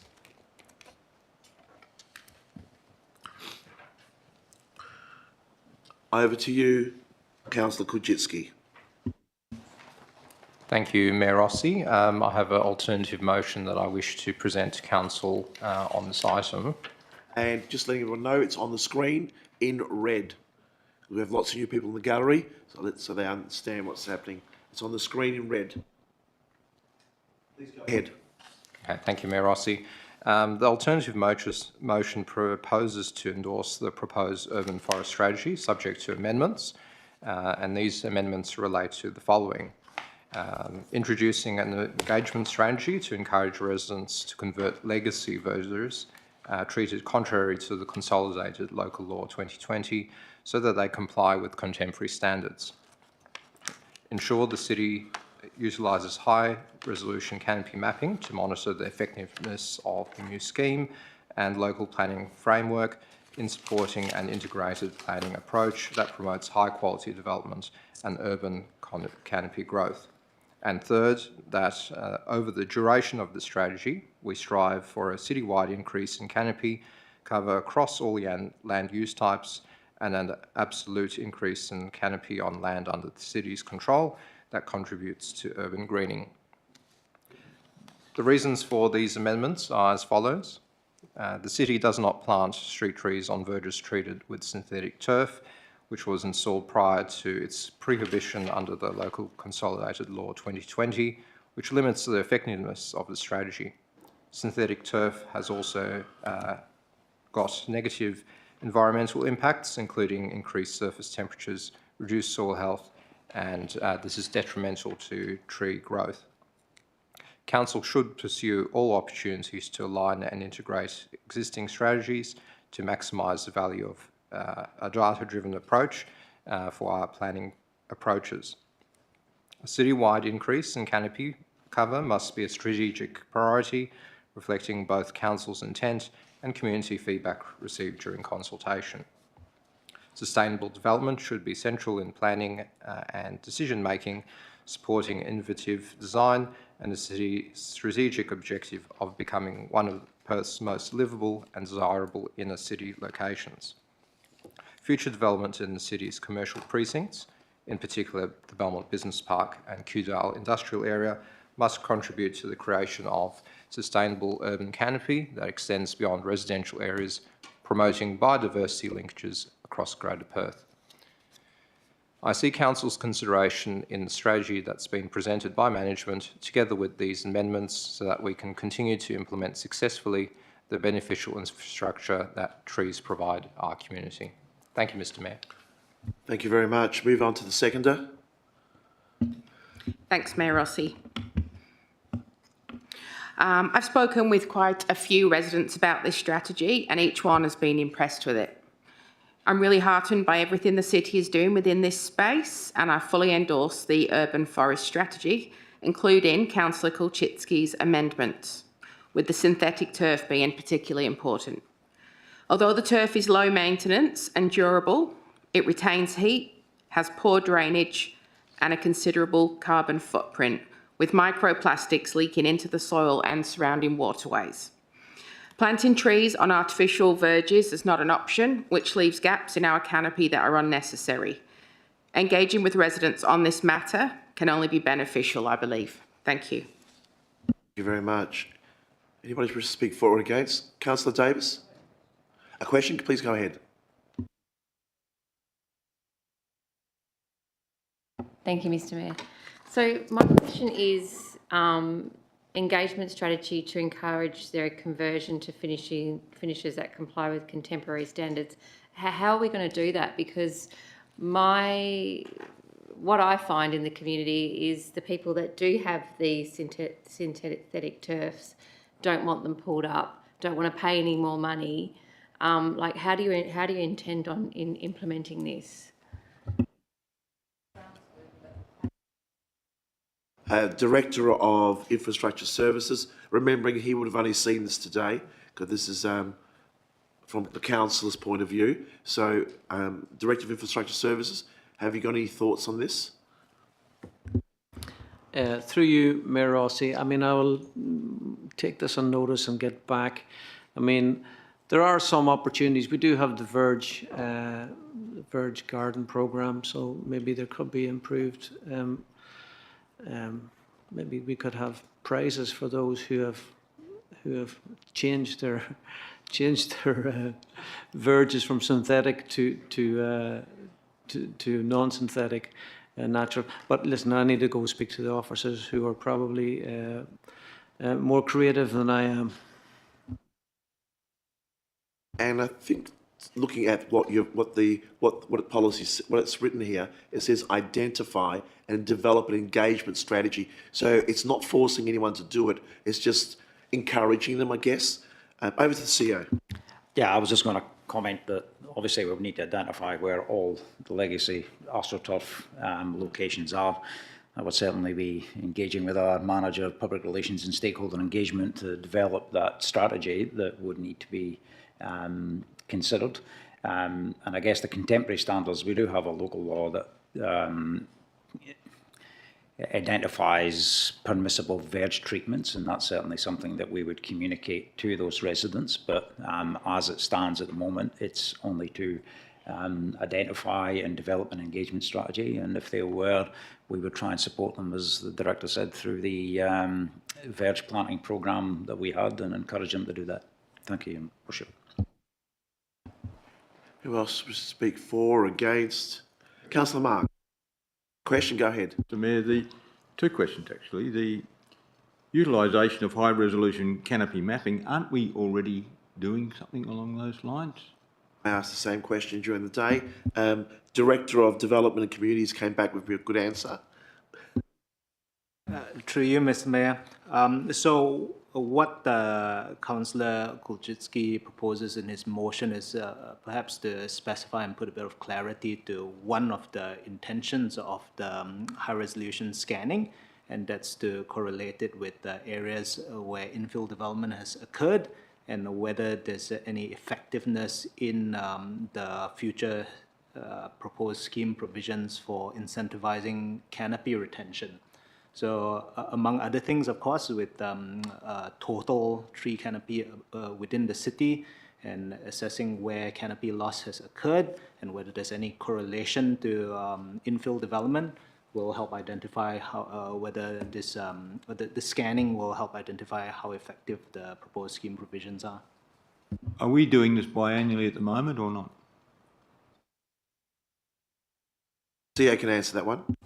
Sure, the director can as well. But yes, we are currently undertaking LiDAR surveys on a 2-year basis to determine, every 2 years to determine the effectiveness of our tree planting programme and how effective it is at increasing canopy cover. But I'm not sure whether the director wants to add anything further, Your Worship. The other... Sorry, would the director like to add anything further? The Director of Infrastructure Services. Through you, Mayor Rossi, the CEO is correct. Over to Councillor Marks, to speak on the item. The second question is the strive for a citywide increase in canopy cover over all land use types and an absolute increase in canopy on land under the city's control that contributes to urban greening. Aren't we already striving for that as well? Director of Infrastructure Services. Through you, Mayor Rossi, well, yes, we are. To Councillor Marks, question, or would you like to speak on it? Look, in my way of looking at it, Mr Mayor, certainly Part D we're already doing. Part B, I think we're already doing as well, but if the director feels that this will improve matters, then I'm happy to go along with it, I guess. And so it sort of really, in my opinion, leaves A and B, and maybe some different numbering. I think the other one part should be left out, D. I'll just go over to the mover. Are you willing to remove D? No, I don't believe we address that point clearly in this strategy. We do elsewhere, and it's important that we do clarify it in this strategy, as this is where, say, a member of the community will be looking to understand the city's position. I don't think a lay person in the community ought to have the knowledge of all our strategies as a councillor would, or our management. They should be able to pinpoint the answer within the individual strategy that they're trying to seek an answer from. Okay, Councillor Marx, would you wish to foreshadow? So would you like to put an alternative motion up? No? Okay, so anybody else wish to speak for or against? I'll speak very briefly then, if nobody else. The city's urban forest strategy has taken a significant priority in the recent years as we respond to the growing need for greener, cooler and more livable neighbourhoods. Urban canopy is now recognised as essential infrastructure. It helps combat heat, improve air quality and supports community wellbeing in our city. Tree planting is no longer just for beautification. It's all about climate action. We're planting smarter with larger species where possible and focusing on areas that need it the most. We're growing the trees for ourselves. We've got the contractors growing quality trees, and that's why they're lasting longer now. Before we used to buy them from different wholesalers, and they were never the same. So the city's making this long-term investment, guided by this urban forest strategy, and we're working towards a healthier, a greener future. And every planting season, we're planting roughly 3,000 from what I seem to be reading each year, which is an incredible amount. So I am definitely endorsing this. Thank you. Move back to the mover. Thank you, Mr Mayor. Yes, we are certainly making the right steps to ensure that this critical infrastructure is delivered. Just to note, this is an abridged version of the original motion that I originally submitted, and management did provide some guidance relating to additional points that I did want council to consider, particularly around the area of sustainable development and the embracement of canopy creation in the city's commercial precincts. However, in listening to that advice and the potential misalignments that may arise in our local planning strategy until we hear back from the West Australian Planning Commission, as we heard earlier tonight, later this year, I accepted the advice that was provided. In saying this, the City of Coburn, another Tier 1 local government who has a similar large industrial area like Belmont, have included such ideas in their equivalent strategy. And therefore, I anticipate the decision of the WAC will be favourable to the adopted council position in the other strategy. In saying that, it doesn't stop council from revisiting this strategy and including such sentiment more strongly at a later time. Finally, I do want to acknowledge Councillor Sessions with her contribution to this motion relating to better quality verge treatments that can potentially be derived through an engagement strategy. It certainly is a gap that exists currently, and hopefully we can convince some residents through positive engagement and education to consider perhaps at the end of life of that verge treatment, conversion to a contemporary treatment instead. Thank you, Mayor Rossi. Thank you. Voting is now open. Please use the buttons on your screen.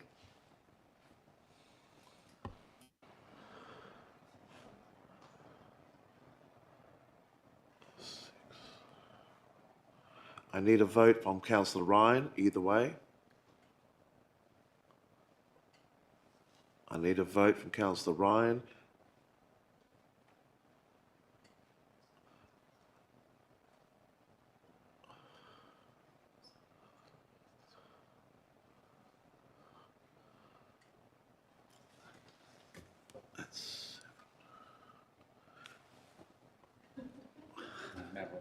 And I didn't register. Okay, carried 6 votes against 2. Thank you. Yes, Councillor Ryan, that button, even I pressed it and it didn't register. We move on to 12.3, Sustainable Transport Strategy. Moved by Councillor Harris. I need a seconder. Councillor Sessions. Over to you, Councillor Harris, for your alternative motion. Thank you, Mr. Mayor. So just to read it out, that my alternative is to publish the draft Sustainable Transport Strategy for a 21-day comment period with the following amendments.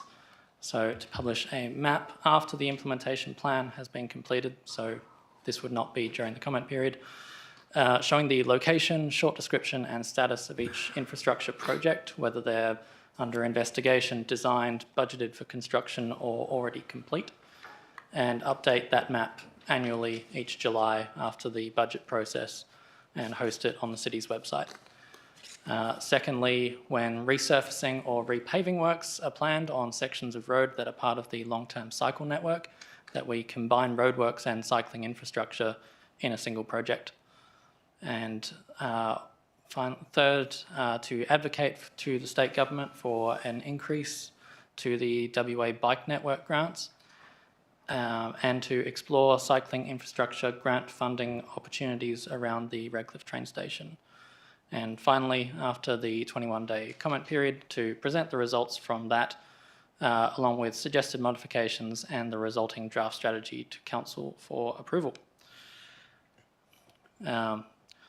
Reasons pretty straightforward, that public comments on strategies are, I think, required to make sure that we're meeting community expectations, that transparency and accountability in infrastructure delivery are necessary to deliver projects in a way that keeps the public informed, and that reducing double handling of infrastructure projects saves money and reduces the need to rip up perfectly good road surfaces.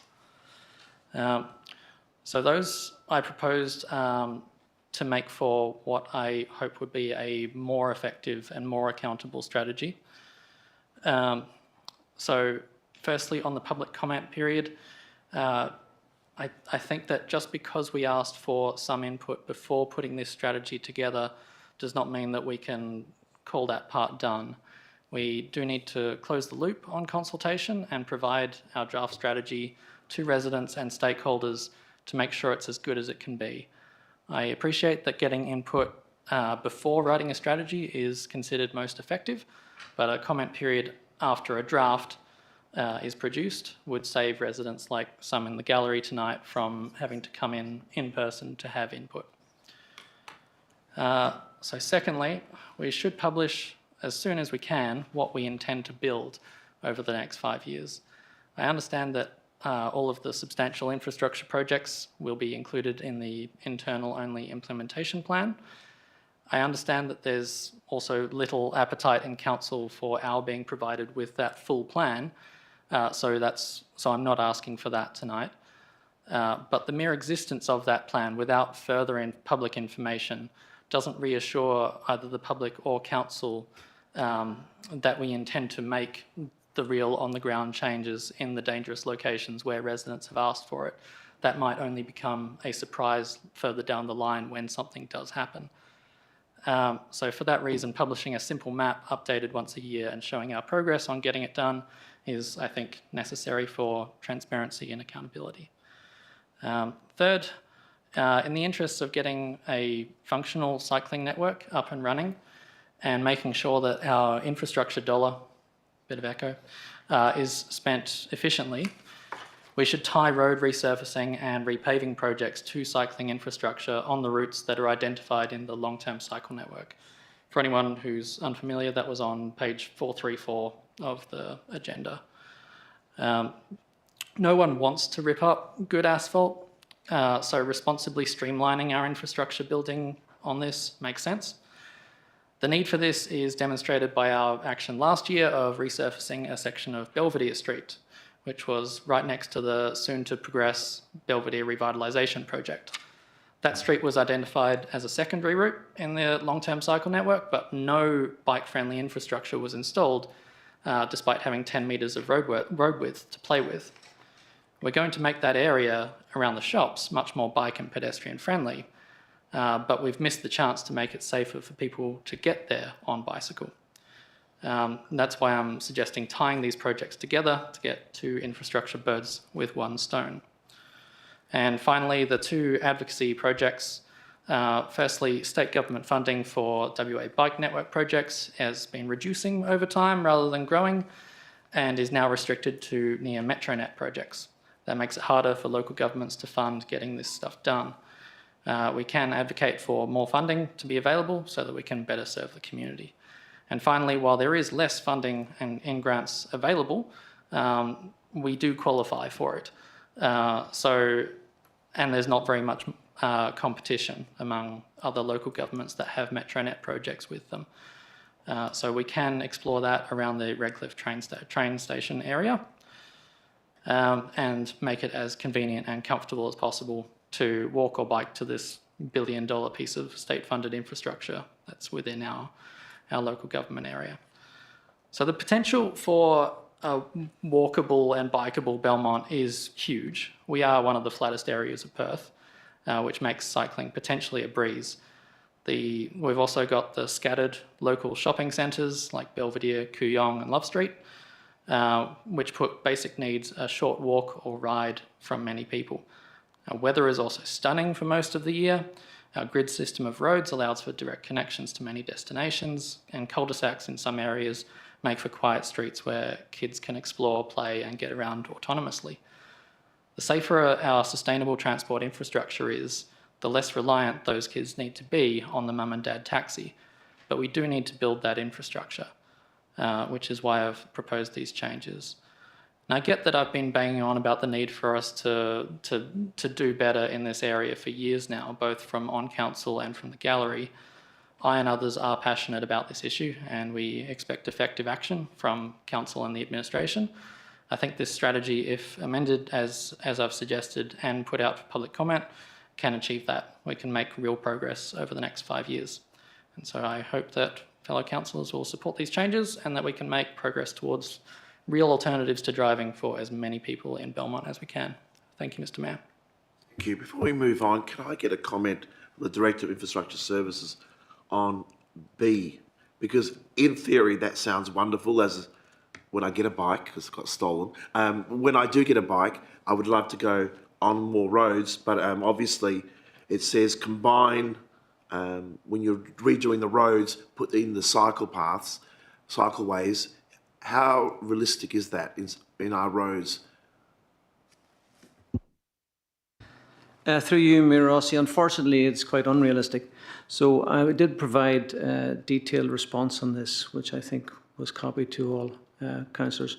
First off, we do actually currently, when our offices are planning infrastructure works, we do incorporate as much work as we can on in the areas on various asset classes. And I think the example we provided was at Kooyong and Francisco, where there was a black spot funded pre-deflection, and we did the resurfacing around the roundabout at the same time, plus other improvements there. That's the first aspect. The second aspect is it's actually contrary to an existing resolution from the 23rd of June 2020 OCM in relation to the long-term cycle network. And I'd actually like to read this out, if you don't mind, Mayor Rossi. It might take a little bit of time. So at that OCM, the resolutions were to endorse the aspirational long-term cycle network developed in collaboration between council officers and the Department of Transport. The second resolution, which interestingly was provided by the Department of Transport to all councils who endorsed the LTCN, and it reads as this: notes that endorsement of the LTCN does not commit council nor state government agencies to deliver all or any part of the LTCN within a particular time frame, nor does endorsement commit any parties to fund any specific route within the LTCN. And lastly, it confirms support for local and state government agencies to work together in delivering the aspirational LTCN over the longer term. So the current resolution that's on foot in relation to the LTCN is endorsed, but there's no commitment whatsoever to fund it by the state or the city. And I'd actually encourage anyone to go back and read that particular council item again, because it explains the derivation of the LTCN as essentially a Department of Transport initiative. Councils were encouraged to get involved with it on the basis that if they didn't get involved with it, they wouldn't be eligible for any further grants. However, there's no commitment by anyone to deliver on this. And as I said earlier, one of the actions that was a long-term action in the Sustainable Transport Plan was to investigate protected cycle lanes on the city distributor roads. And there are none that can accommodate cycle lanes, protect cycle lanes, because they're too narrow, and we would have to consider alternative options, whatever those options may be. It could be, as Councillor Harris mentioned earlier, maybe cul-de-sacs in some areas, maybe it's one-way streets, one of the lanes becomes a cycle lane, or maybe it's that we use existing footpaths and we upgrade the footpaths to a higher standard. We don't know. That's why we have to do the investigations to determine that. And just the last point I did make was that this would in effect put infrastructure projects in relation to the Abernethy Road traffic study and also the Redcliffe area traffic study would effectively be put on hold indefinitely, because Abernethy Road is a primary route identified under the LTCN. It's too narrow to have, and the existing road reserve is too narrow for any protective cycle lanes, which would probably be what would be considered for a primary route. And also Stanton Road and 2nd Street. Stanton Road is a local route under the LTCN, and 2nd Street is a secondary route under the LTCN. So until we could determine what the options were to deliver the LTCN on those streets, we would have to put the projects on hold, because we couldn't actually prepare designs for them, and that would be on an indefinite period, because there is no commitment to fund this by anyone. So that's a long answer to the question, but I don't know if I should have asked it. We'll move on to the seconder, please. Thank you, Mayor Rossi. I seconded Councillor Harris's motion so that he could be heard. However, I don't support it at this stage and wish to move a foreshadowed motion on this item. My belief is that no changes should be made at this stage to the strategy, but that we should open it up for public consultation period to gauge feedback from the broader community first. Thank you very much. You said you wish to foreshadow. What is your foreshadow motion? Because we have to think about it, which one we're going to do. So Would you like me to read it out? yes, It's not long. Just read it out very briefly. Yeah. So my actually, it's on the screen. There we Okay. go. Like magic, is there. So, would you like to read it out for us, please? Sure. Endorse this strategy for public consultation feedback only prior to council endorsing the full sustainable transport strategy. The public consultation will involve displaying a public notice on the city's notice boards and website, advertising of the consultation period through the city's social media channels, and notifying all participants of the October 2024 questionnaire that the strategy is complete and ready for consultation and feedback. Anybody else wishes to speak for or against? Councillor. Now, we're only discussing Councillor Harris's, remember? About Councillor Harris's Yes, go ahead, please, Councillor. Thank you, Davis. Mr Mayor. With C, advocate to state government for an increase to the WA Bike Network grants. What is our current WA Bike Network grant? Because it says an increase, so what is it currently? And just on D, explore cycling infrastructure grant funding opportunities around the Redcliffe train station. There's a lot going on around there. There's going to be a lot going on around there. Would that be wise to do that right now, or I don't know? The CEO can answer the first part for you. Yeah, and then I'm happy to refer to Director of Development and Communities and the Director of Infrastructure. My understanding of point C is that that's to advocate for the state government to increase the funding that's available, not us to increase what we get, if I'm correct. It's to advocate to the state government. So let's say they have, $500,000 currently, whatever that amount is. This point is asking us to then advocate on behalf of local governments for that to increase, not our allocation of that grant. Yep. And I suppose the other part, exploring the cycle infrastructure around the Redcliffe train station. As you're aware, there's an improvement plan that is in place over that area, which is now under the control of Development WA and the Department of Planning, and I might hand over to the Director of Development and Communities, who might be able to give a bit more detail on the improvement plan and what role we would have in the delivery of that. Thank you, Your Worship. Can I please go first to the Director of Infrastructure Services to answer anything else for the Councillor before I go to the Director of Development Communities? Yeah, through you, Mayor Rossi. So my understanding of the bike network grants is that I think is it $15,000 you can get. It basically covers the development of local bike network plans. It doesn't cover the actual delivery of the infrastructure. That's extremely low, isn't it? Over to the Director of Development Communities.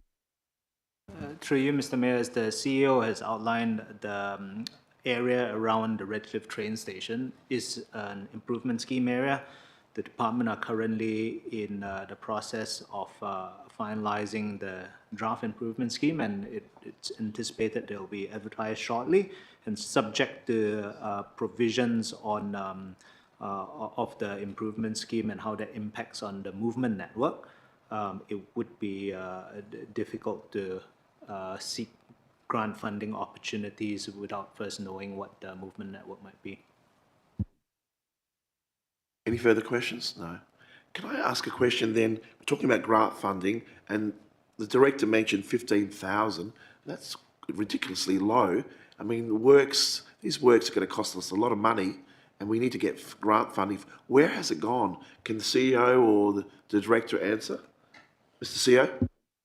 I'll try my best, Your Worship. I can only assume it's similar to some challenges, and as you heard the Director say, that the long-term term cycle network hasn't been funded and there's no commitment to do that at the moment. I can only assume that the state government are fully committed to their current infrastructure projects and certainly delivery of MetroNet.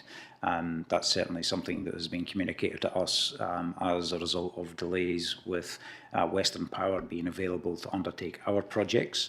It needs to basically align with the state government commitments to infrastructure, MetroNet and housing. So I can only assume that perhaps funding is tied up on the other priorities, Your Worship. Director of Infrastructure Services to add something? Yeah, through you, Mayor Rossi. I mean, this whole area is quite interesting and mildly baffling, I find. So as I explained, so the DOT were involved in initiating this long-term cycle network, but there's no funding to deliver it. And interestingly as well, and has been explained before, from 2016, I think it was approval given that cyclists could use the path network as well. And I think that's a tacit admission that the implementation of cycle network infrastructure on the roads is very far away because they haven't been planned from the start. I mean, if we were starting from a blank sheet, it would be very easy, but we're not.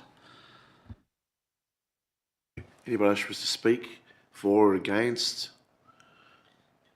Councillor Marx, then Councillor Sakula. Thank you, Mr Mayor. I must say that every time I come to a council meeting, there seems to be everyone calling for more consultation. We have people from the community here tonight calling for more consultation, everything they want consultated.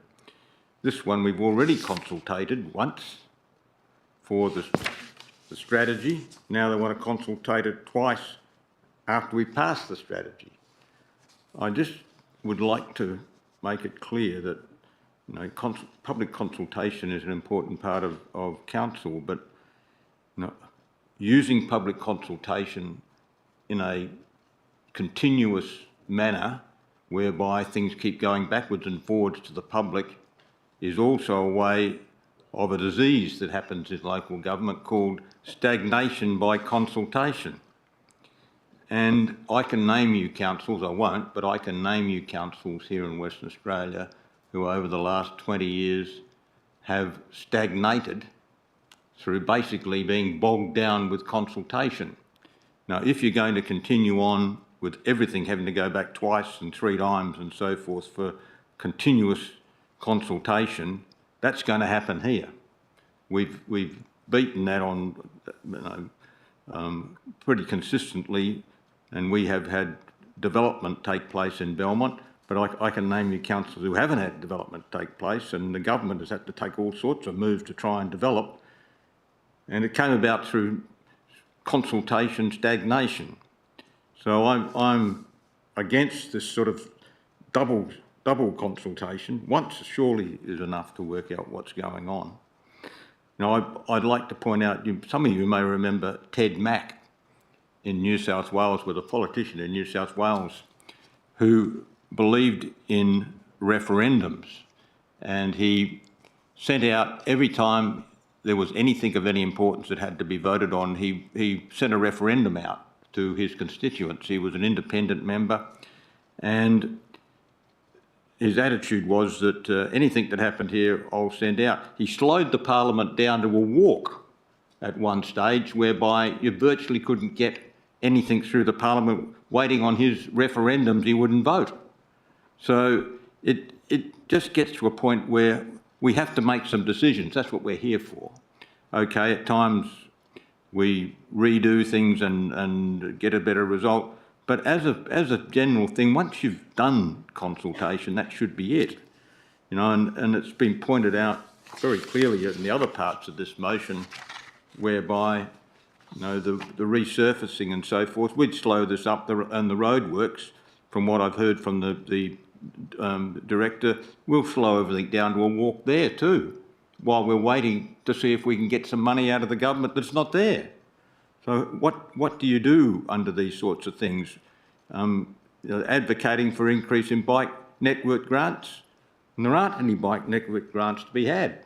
So I just think that this is out of line. I'll say that I'll put up the original motion endorsing sustainable transport strategies if this is defeated, Mr Mayor. Thank you. Councillor Sakula. Thank you, Your Worship.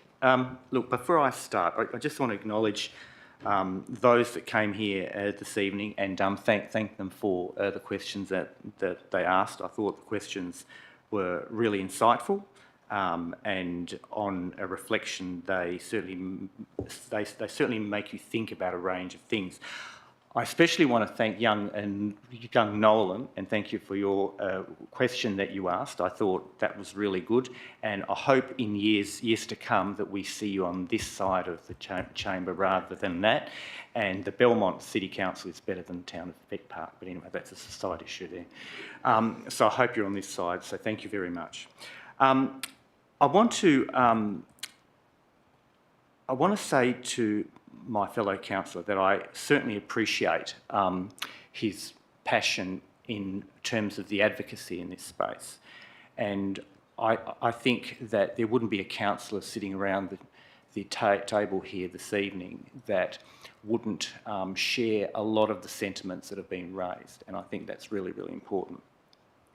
But we as councillors have got a framework through which we have to operate, and the legislation in that space is really, really clear. And we've been advised about that on many, many occasions through lawyers that have come to information forums that have set out what our roles are as a councillor. And the motion that's up there looks at trying to direct operations, and that's in breach of the Local Government Act. That's in breach of the regulations that underpin that Act. So the legislation that is there guides our thinking, guides our actions.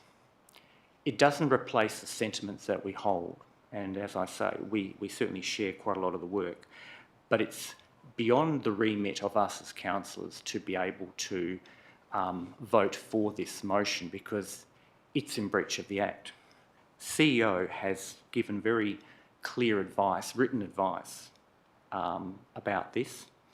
He has given very clear written advice in terms of the section of the Act that this applies to. And it's our legal obligation and it's our ethical obligation to actually consider that and to actually take that on board. I am concerned that by this motion coming to this chamber at this point, and for us voting for this motion, that we as a collective are in breach of this Act. So I have some real concerns about that. It opens up a number of issues for us because obviously if we are in breach of the Act, there's the potential for us to be reported to our MERS standards. There are fines that can be applied. There could be inquiries launched as a result of that. So there are a number of issues there that actually concern me with respect to the Act. I mean, as I say, it doesn't take away the passion that you have and the advocacy that you have. It doesn't take away the sentiments that we all share, but we need to stay in our lane, and we need to ensure that we don't direct operations, but that we endorse at a very strategic level what we have to do. Thank you, Your Worship. Thank you. Anybody else wish to speak? Councillor Davis, then Councillor Kudjitsky. Thank you, Mr Mayor. I won't support Councillor Harris's motion. However, I will say this. Definitely don't support, as we've just heard from the director. It was quite a long explanation, so definitely not. But D, we also heard from the director as well, and also C with the grant funding for WA Bike Networks. There's no harm in doing your own submission for the WA Bike Networks grant anyway, if you wanted to, or even do get a collaborated group to do a submission. But I do like the idea of publish a map, not for the strategy, but we could do that anyway, just as a separate sort of project. The City of Belmont do that on the website, and I think that is a nice idea. I mean, publish a map after the implementation plan has been completed, showing the location, short description, a status of each infrastructure project, and update the map annually each July and host it on the city's website. I think that's a really good way of, letting the residents and ratepayers know, what we are doing step by step, so they don't have to go looking for it in the budget or the long-term plans. So, I do agree with some aspects of this, but possibly not for the strategy tonight. Thank you. Thank you. Councillor Kudjitsky.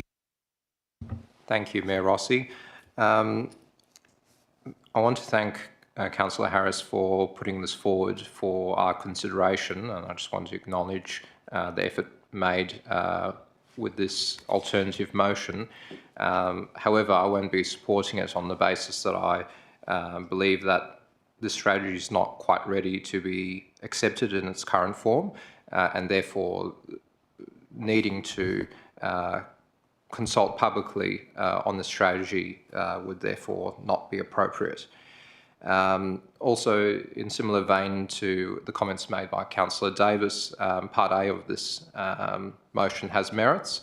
The City already does elements of this through Belmont Connect on the website that we host there, outlining the progress of certain projects, and it could be valuable as a community engagement tool to perhaps expand that to make it accessible so that community can be informed and up to date with the good works that the City do as a result through this body.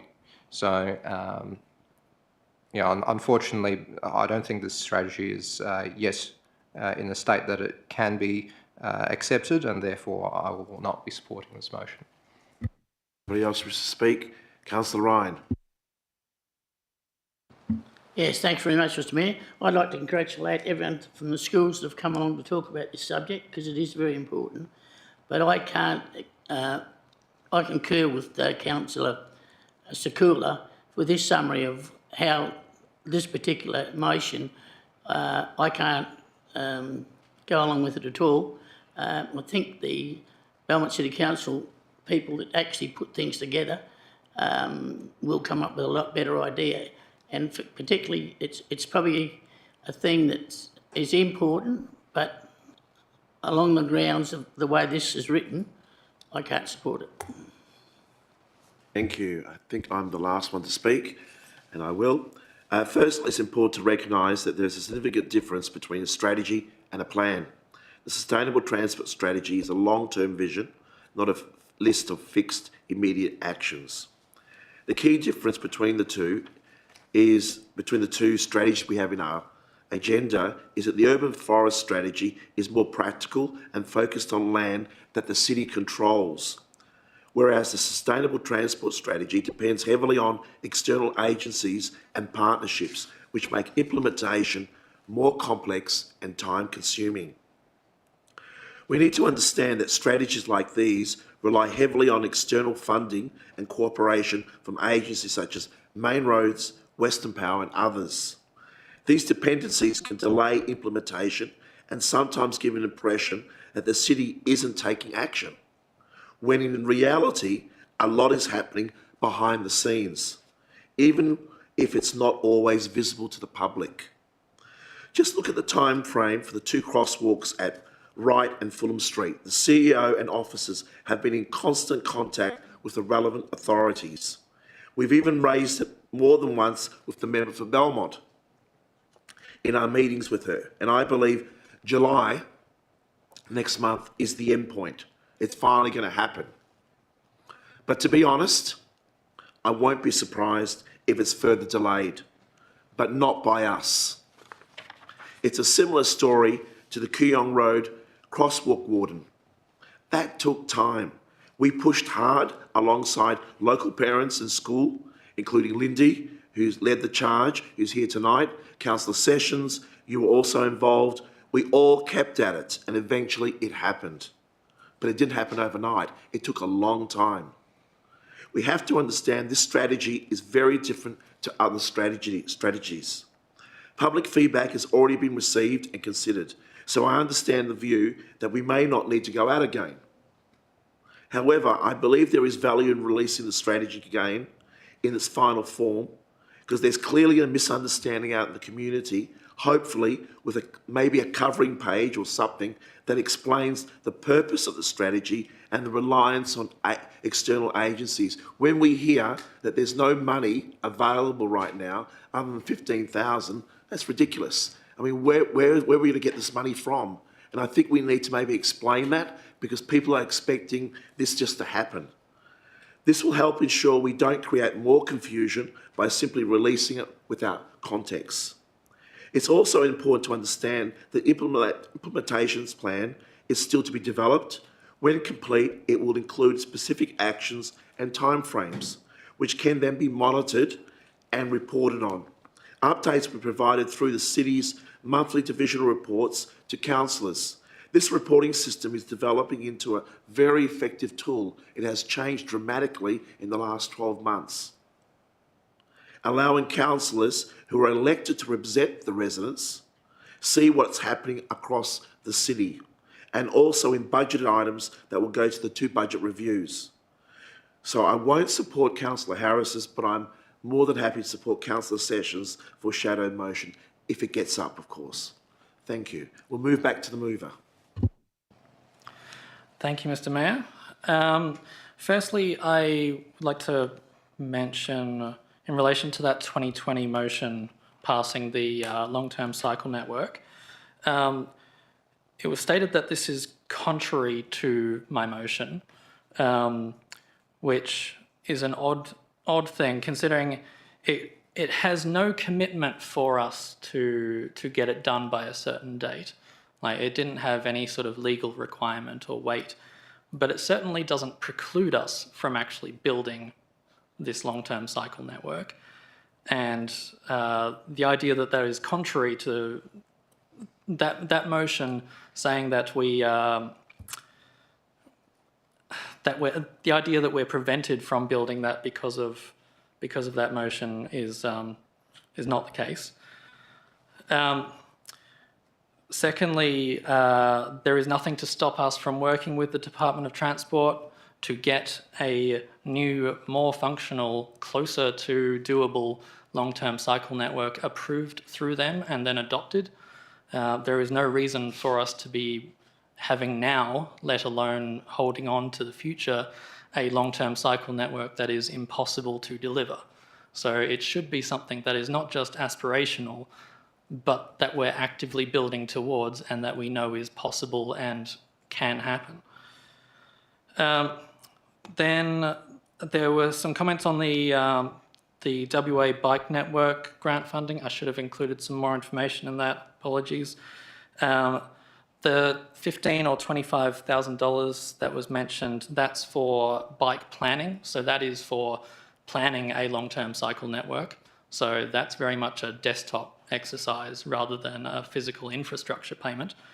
But the other part of these grants is design and construction. It is real infrastructure funding. The current set of them, I believe, is about $30 million as a pool of money, and there are grants up to $1.6 million. So there is real funding out there that we do qualify for, that we can chase down, particularly the ones in MetroNet. Exactly why we haven't updated the long-term cycle network, I'm not sure, but I do hope that we adjust that in future to make sure that we're delivering something that is realistic and within our budget. There was the mention of the advice that we got from the CEO prior to the meeting. I did take that advice on board, but I also sought other advice from WALGA and the DLGSC. I could not find anyone who shared the opinion that this motion was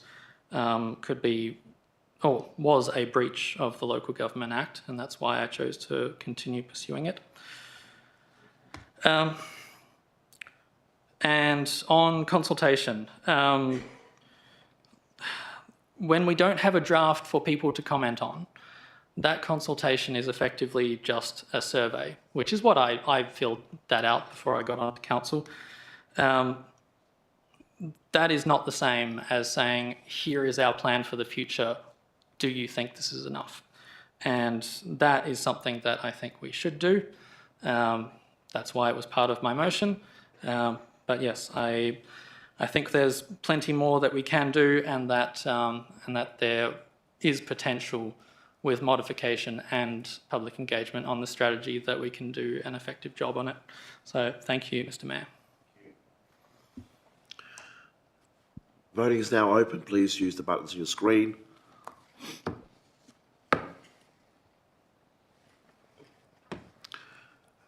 The alternative motion is lost. We now move to 7 votes to 1. We now move to the foreshadowed councillor motion from Councillor Sessions. Do we have a second? Councillor Harris. Over to you, Councillor Sessions. Thanks, Mayor Rossi. I've received feedback from a number of residents and would like to understand if their sentiment is supported by the wider community. Once the feedback has been received, then we can look at whether we need to consider some changes. As per the Local Government Act, our role as councillors is to represent the interests of electors, ratepayers and residents.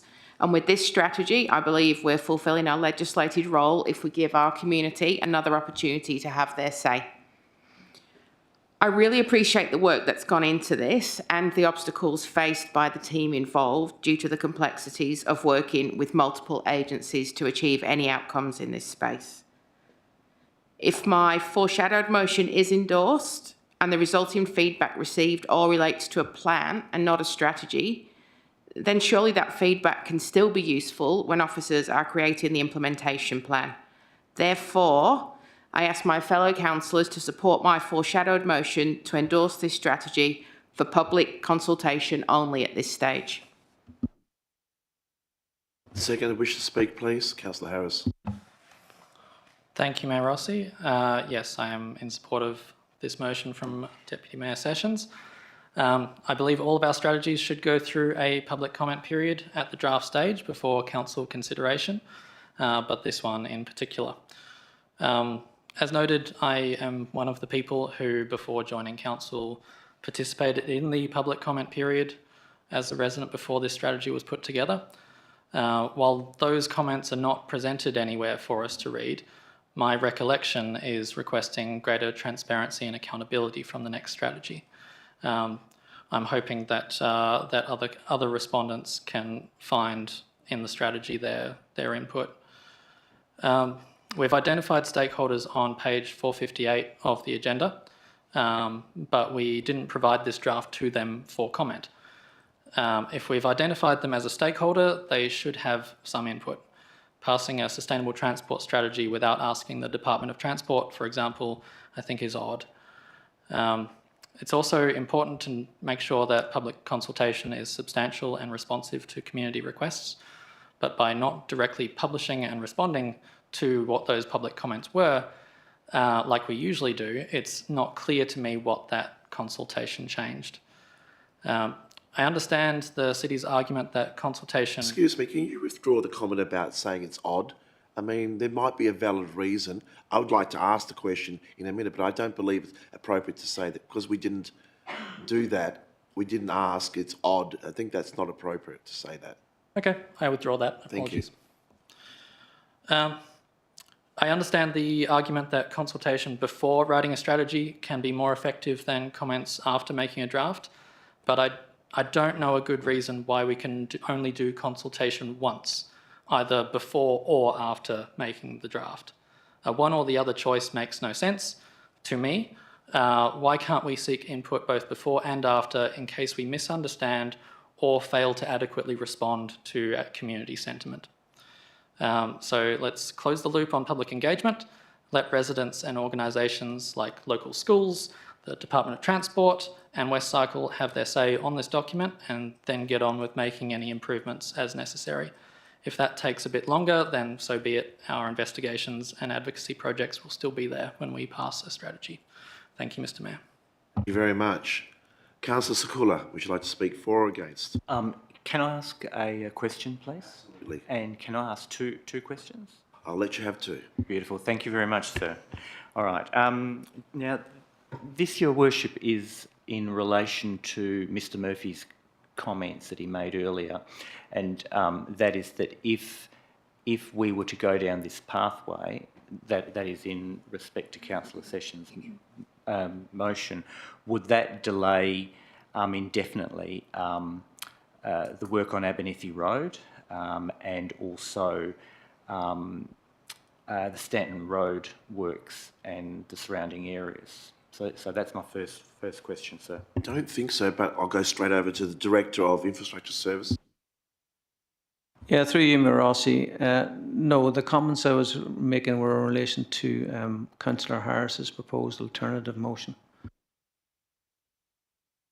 And yes, and my second question is, Can you explain to me, just for some clarity, Your Worship, about the consultation process that was used with respect to the transport strategy? Because we've spoken about it, but I'm just a little bit unclear, and I think it'll be good for us all to be clear in our minds exactly what occurred. I remember reading bits, reading about it, but were you able to summarise that, Director of Infrastructure Services? Yeah, through you, Mayor Rossi. I mean, we appointed a consultant in July of last year, and between July and September we were planning the community engagement, and then between the 30th of September to the 30th of October the community engagement was ongoing, which included the questionnaire on the website, but our Sustainable Transport Officer was extremely engaged and involved throughout October, personally engaging with various groups, including some of the events attended: RIC Bike Basics, Kids Fest, emails and consultation directly with the schools, with the Belmont Youth Services, the Y, Belmont City College, Cycle Through the City was involved. We were involved with that directly with the Seniors Hub, offering to help them fill out the actual surveys. Again, further emails and engagement with community sport organisations, numerous flyers sent out, Your Move maps at local bike shops.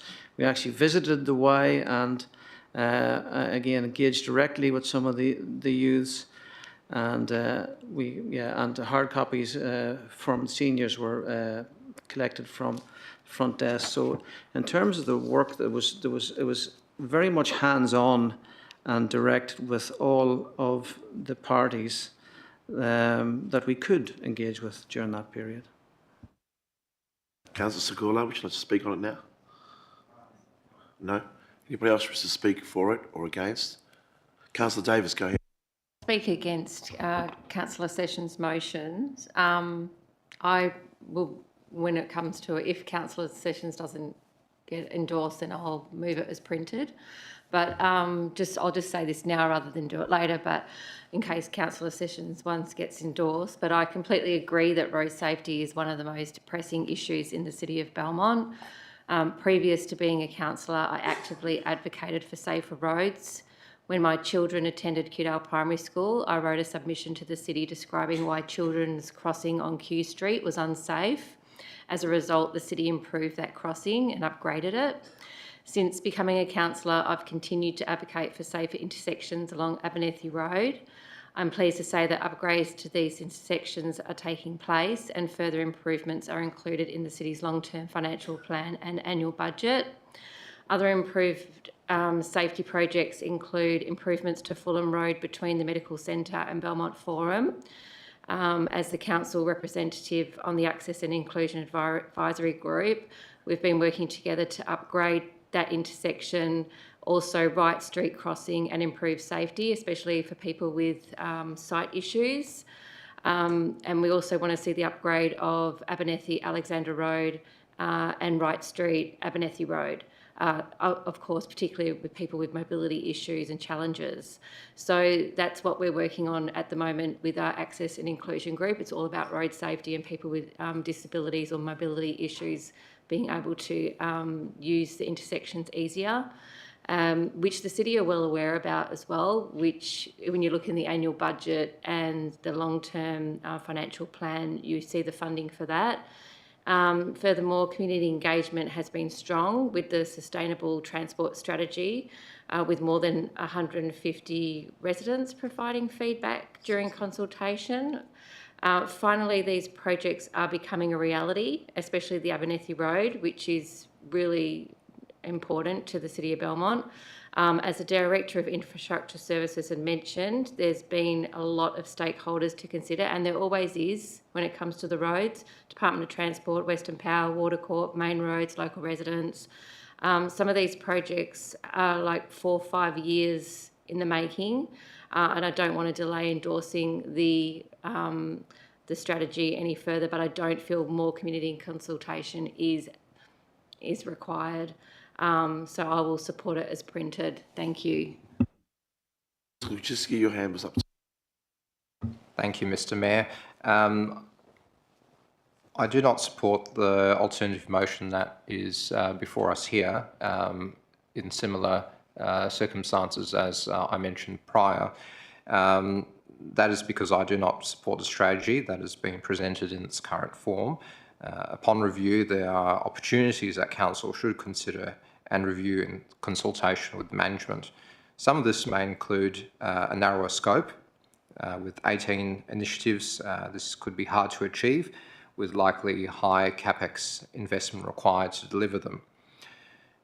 We need to consider all transport types and a targeted maximal efficiency for all of those methods. Although addressed in the report alongside the proposed strategy, greater thoughtfulness to the environmental impacts on proposed deliverables ought to be considered.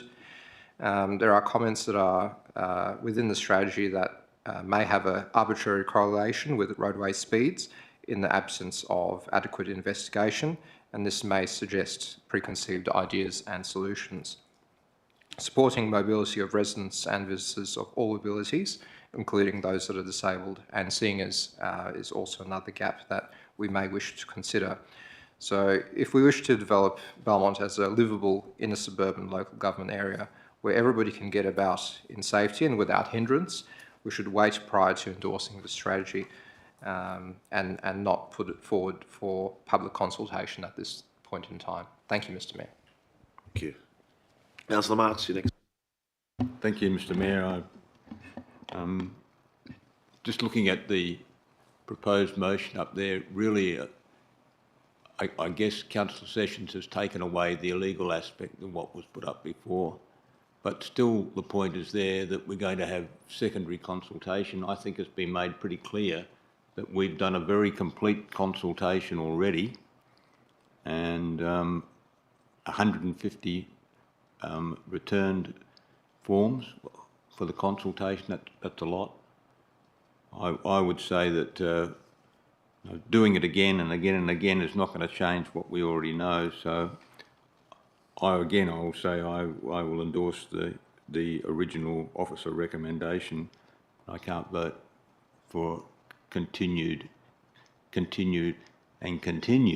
consultation. Thank you. Anybody else? Councillor Ryan. Thank you, Mr. Mayor. I've got 6 children. They all went to St Maria Goretti's. I've got grandchildren at the local school down here in Wright Street. My opinion is that safety is paramount wherever you are, but this is not going to solve the problem. This community is growing that fast. You've got now parents take their children to school. Not many children walk or ride their bikes to school because most parents are worried about the safety of their children. If you just go down to, say, the local school down in Redcliffe, you'll see all the cars lined up before and after school, and the same thing is at St Maria Goretti and also at Notre Dame Catholic School. I'm an Eastwood councillor, along with Councillor Marks, and we realise there is a major problem as far as crosswalks, lighting and all these things are concerned, but this is not going to solve the problem. And I think the Belmont City Council, people like Mr Murphy and that, know exactly what's going on. These streets were never designed to have bikeways. All the modern places, when they start building outside, you'll find that they've made reference to the fact that they've made sure they've had bikeways. They never go near the road and they're not on the footpath. But we haven't got that luxury. Most of our roads are small and they're not designed for people to ride bikes on. And not that you say you shouldn't be doing it, but they're not designed for it. So it's a very hard one to try and say, well, you know, we'll just do this and we'll do that. And I think Mr Murphy and his crew here at the City of Belmont are well and truly aware of it, like we are, and all the parents are as well. And with respect to the children that are talking about things like that, this young lad here spoke beautifully, and it's nice to see that everyone's interested in the safety. and it is paramount. And at the moment, I can't vote with this one of Councillor Sessions because I don't think this will solve the problem. I think we can get to the bottom of it. It's going to take time, and everybody's aware of what the public think and where they're going, and we're all in their corner. But miracles take a bit longer. Thank you. Thank you. We've got miracles coming into council. Anybody else wish to speak who has not spoken? Councillor Secula, you ask questions only. You've got a chance. You don't want to. That's good. Okay, up to you. We'll go back to the mover. Thanks, Mayor Rossi. I can't comment on miracles. However, if I could just, in answer to, I guess, what Councillor Secula and Councillor Marx raised, great engagement building the strategy still doesn't allow people to have their say once it's complete. And that's what I think they should have now. In answer to Councillor Kulczycki's comments, I would say that if he supports this now, it gives us all a chance in the near future to amend this strategy before it's endorsed.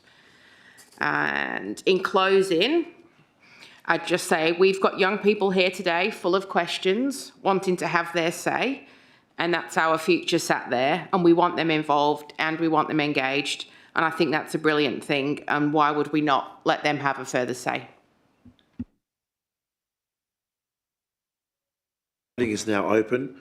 Please use the buttons on your microphone screen.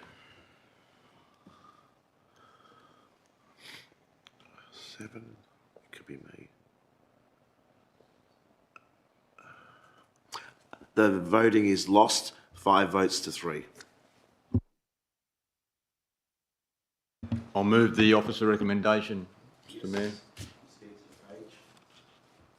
Moved by Councillor Marx, seconded by Councillor Secula. Over to Councillor Marx. After having listened to all of this, I have nothing to say except that I think this is the right recommendation. Councillor Secula. Thank you, Your Worship. Look, I just want to reiterate, I guess, the views that have been put forward by the individuals that have come here this evening. I think the transport strategy does reflect those views, but there's also the opportunity in terms of the actual operational plan to unpack that a lot more, and we have an opportunity in that space to do a lot more. I believe that the sentiments that have been expressed this evening, sentiments that will run through the actual strategy itself, and there is always opportunity. There is always opportunity for us to amend the actual strategy if there is a need, if there's more evidence that comes up with different elements. There is always that opportunity. It's never fixed in stone. Thank you very much, Your Worship. Councillor Kulczycki. Thank you, Mr Mayor. I think my position is already noted, but I'd remind Council that if we wish to develop Belmont as a livable inner suburban local government area where everybody can get about in safety and without hindrance, we should wait prior to endorsing the strategy. As we've heard tonight from the public gallery, there are some concerns as to the strategy that's as presented, and I share some of those views together with some of the dot points that I raised moments ago. So I would be voting against the officer recommendation. Thank you. Councillor Harris. Thank you, Mr. Mayor Rossi. As you know, I've spent years pushing for the city to take bike and pedestrian infrastructure more seriously from this seat and from the public gallery lectern. That our approach is now summed up in this document makes me deeply sad. This strategy is not something we should adopt. It's not sufficiently effective or ambitious or accountable, as far as I can tell. We should go back and do public consultation on this. Doing a survey is not enough. When it comes to infrastructure, the plan is to continue the now 5-year-old investigations into building cycle streets and green routes. We're going to ask others to do things via advocacy and encouragement in our priority initiatives, and we'll aim to install some better wayfinding signs and bike racks. I don't think it's ambitious enough for Belmont. We're encouraging people to try walking and cycling, to be fair. But without the hard infrastructure to make it safe for those who are convinced to try, few will try it twice. The infrastructure must already be there for behaviour change to be effective, and behaviour change without infrastructure puts the cart before the horse. And this has real consequences on real people, but it's not generally apparent in this chamber. People who use active and public transport are not generally the people that come to council meetings, with tonight being an extreme exception. So often there's little apparent desire for this infrastructure. Students, people on low income, seniors who don't drive anymore, people with some medical conditions or disabilities, all need it. I rode my bike here tonight on a 15-year-old painted bike lane, which happens to be one of the newer on-road bike lanes in the city. Fast, close passes by trucks and buses, infrastructure that disappears at intersections, and overhanging trees in my face are a daily fact of life. But it's hard to imagine happily sending a child out to walk or bike to school in Belmont unassisted. So it's no surprise to hear that many parents are more comfortable joining the chaos of school drop-off time. Our long-term cycle network, which we formally adopted despite the language around it in 2020, it shows where we aim to get a variety of bike routes, allowing people to get around. It's a nice map, but it's barely closer to reality than it was 5 years ago. The only progress on it is the work that the state government has done. And our emphasis on just how aspirational that network is not sufficient. We maintain a road network and resurface streets that no one has asked us to resurface, but as soon as we consider bike infrastructure, we are crying poor and pointing to the state government. Based on the priority initiatives, it seems that we don't intend to actually build skinny streets or pop-up bike lanes or other innovations mentioned.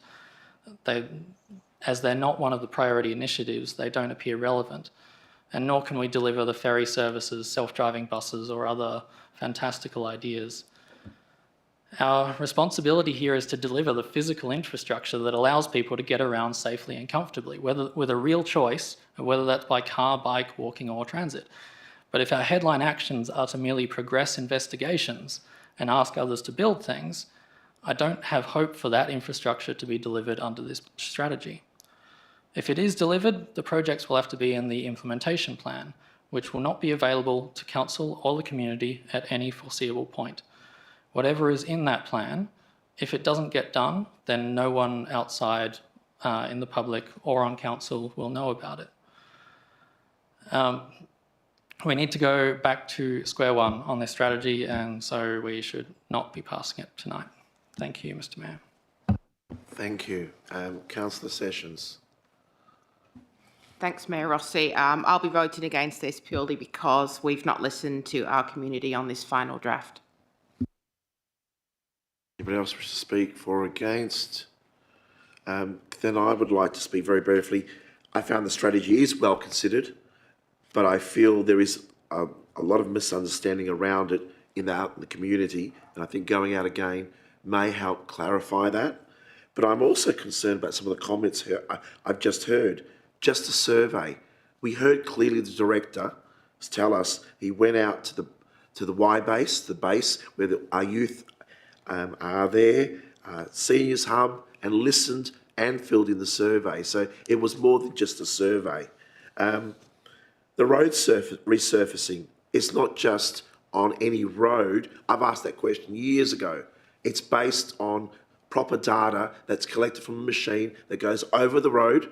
Please correct me, Director of Infrastructure Services, if I'm saying it wrong, that goes over it and analyses it through the surface. So I can't see it. I've scratched my head too, wondering why that road's redone, but there's a reason for it that we can't see. And I think that if I'm right, maybe you could nod your head if am I wrong? Yes. So I knew there was something based on it. We just don't resurface a cul-de-sac for the sake of resurfacing. There's a reason why we do it. The other issue around all this is, and I think maybe we need to go out to public consultation, and then also we need to have an information forum, because we've just recently listed our top 10 priorities. This was not in it. And maybe we need to review all this again with this listed there as a big whopping amount that we need to start breaking down and saying we need to put money into it. If we're going to keep on waiting for external agencies or this $30 million pool, which I don't know if we are applying or not, because I'm not behind the scenes, but I'm sure they're working hard. We have a department that solely does for getting grants. I think we need to look at also the financial impact, because if we want to do some of these things here, we have to realise we're going to have to increase funding, increase officers, time. There's a whole list of things, there's a whole impact, and I think we need to be aware of that. So just to send this out, to not send this out is worrying for me, but I also feel confident in it, but I think there's confusion out in the public, and I think we need to do some work on our side at an information forum to get our heads around it and then maybe plan what we want to see happening for the future, what we want to see and how much money we can put into it. Thank you. Over to the mover. No, nothing to say, Mr Chairman. I think it's pretty obvious what the recommendation of the council is. Voting is now open. Please use the button on your screen.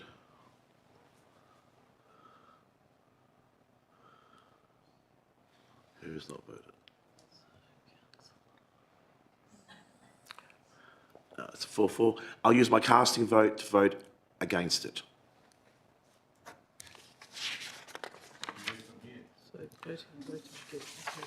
Yes, yes, yes. So I believe it's just lost. So we just move on, Mr. CEO.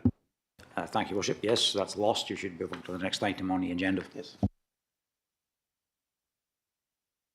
Thank you to the public in the gallery. Thank you very much. Thank you to the kids who stayed up late to 9:30. Wow. We move on to 12.4. Councillor Harris, this is yours.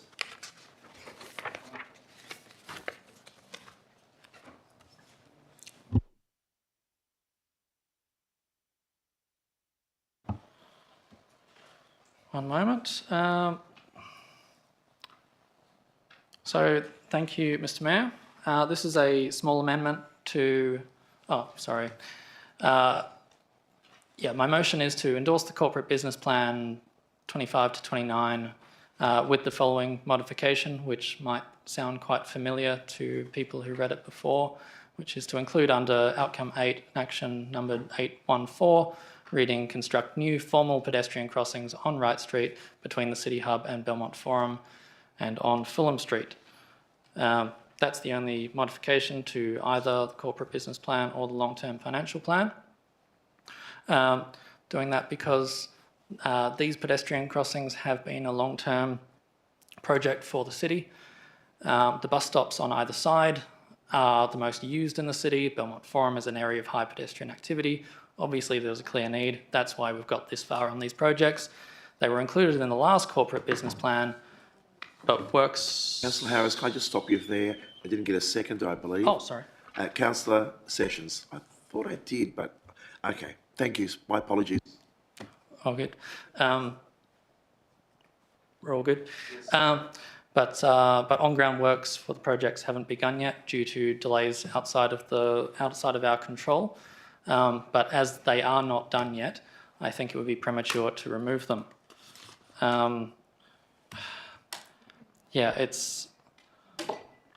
So we've prioritised them around Belmont Forum in our strategies for a long time.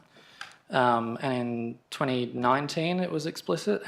We had the Sustainable Transport Plan with the #1 short-term initiative being this formal crossing. And 4 years after having that plan in 2023, it hadn't happened. And as a resident outside of council, I did a petition, got more than 100 signatures, did a video survey that confirmed that it met the main roads warrant criteria. It did, and easily.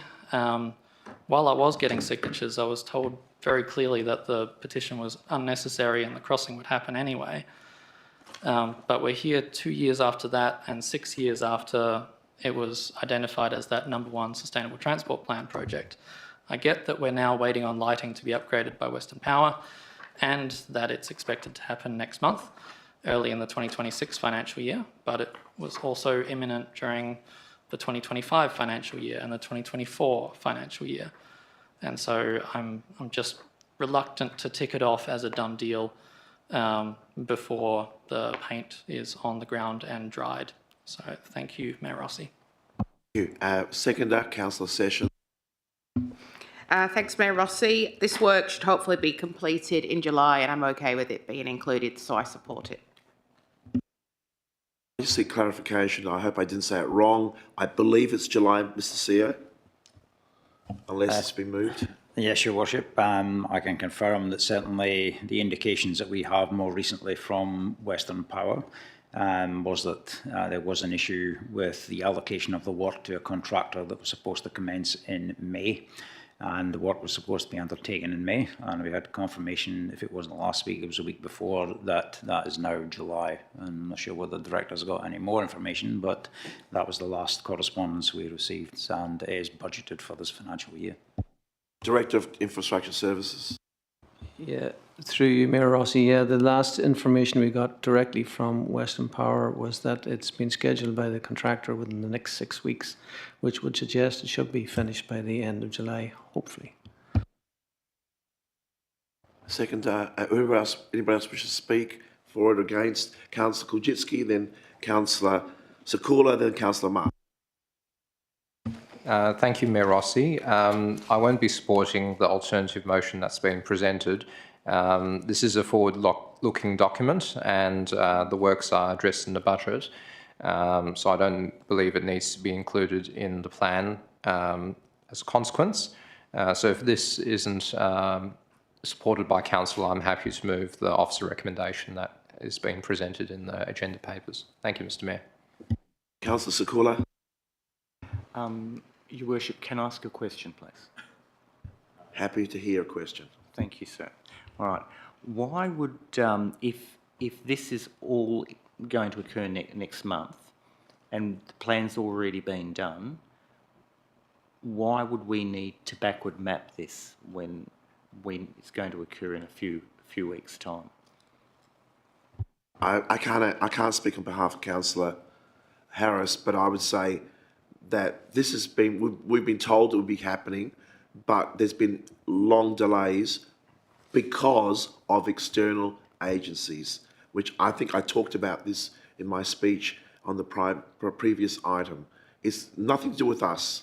It's always external agencies. So that's what's been the issue for us. That would be up to the decision of council. But Mr. CEO, could you add something, if you could? I'm just as frustrated as what some councillors are in the delay and the length of time that this has taken, despite continual correspondence back and forward from my officers and myself with Western Power. More recently, I wrote on behalf of the city. I've spoken to Cassie Rowe, asked for her for some advocacy for our projects. As I mentioned earlier, Western Power priorities at the moment are dealing with Metronet and housing and infrastructure projects by the state government. All I will say is that it was removed because it was supposed to be completed. That's why it wasn't in.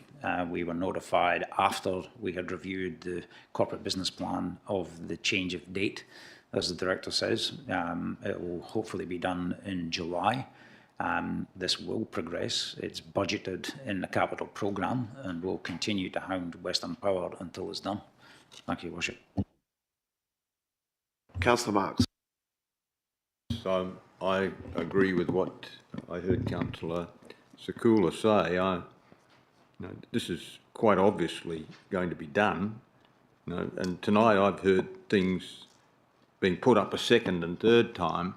Like, we're all frustrated a bit, I guess. And I guess Councillor Harris is up frustrated, but putting motions up and up and up, or doing consultation 2 and 3 times when it's already been done, it doesn't help the situation, in my opinion. I think we've made it pretty clear here that we are going to do it, and anyone who's just listened to the talk around here knows that it's going to be done in July. Of what you've said yourself, Mr. Mayor, you've made it pretty clear.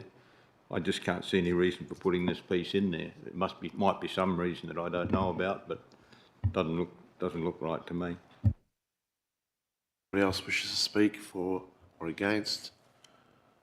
I'll just speak very briefly.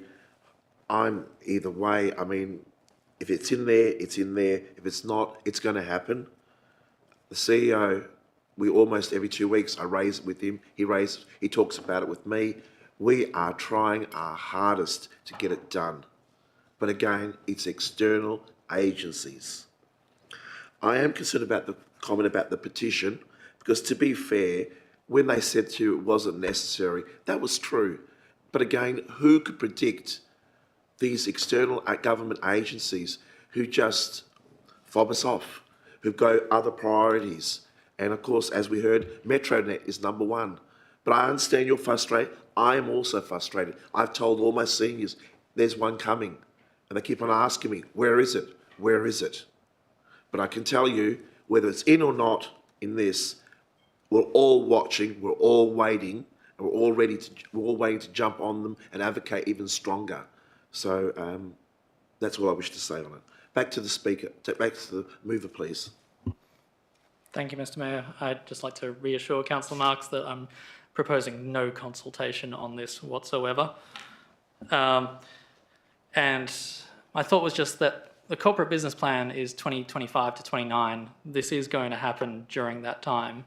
It's not done yet, and so taking it off the plan at this point seems premature. If we have it in there, then we can get it done, we can celebrate it, we can tick it off, we can move on. But at least let's just keep it in there until it's done. That's all. Thanks.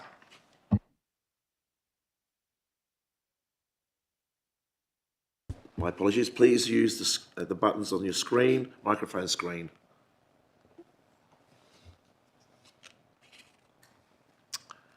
The motion is lost, 6 votes to 2. We now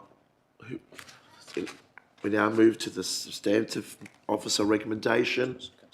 Councillor Kulczycki moved, seconded by, do you have your hand up first? Councillor Harris.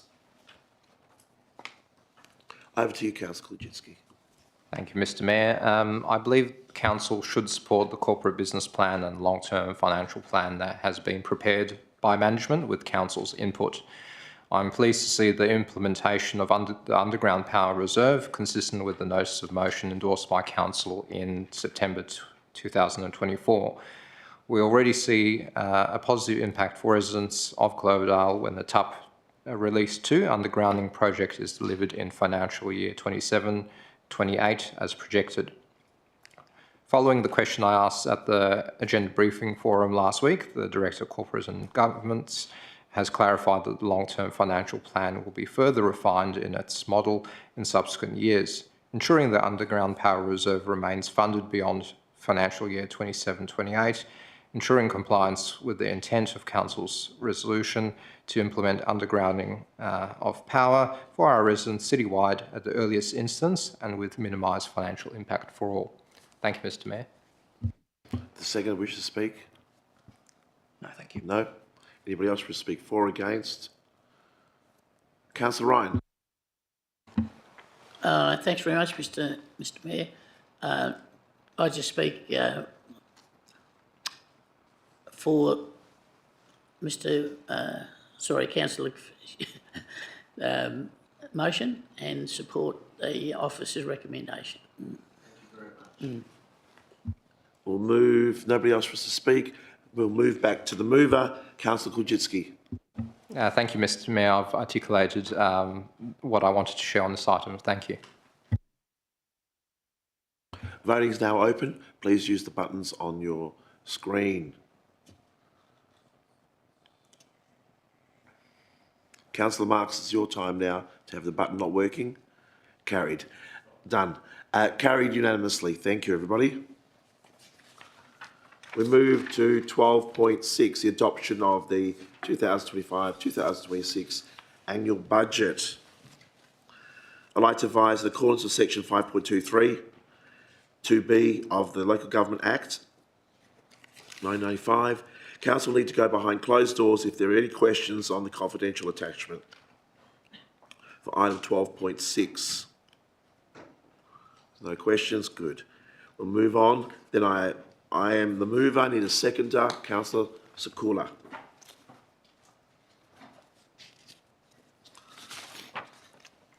I'll speak briefly. This year's budget is a balanced budget, one that reflects our commitment to responsible financial management, while still delivering on the things that matter most to our community. It's about maintaining essential services, investing in key infrastructure, and supporting the priorities our residents have told us they value, all while living within our means.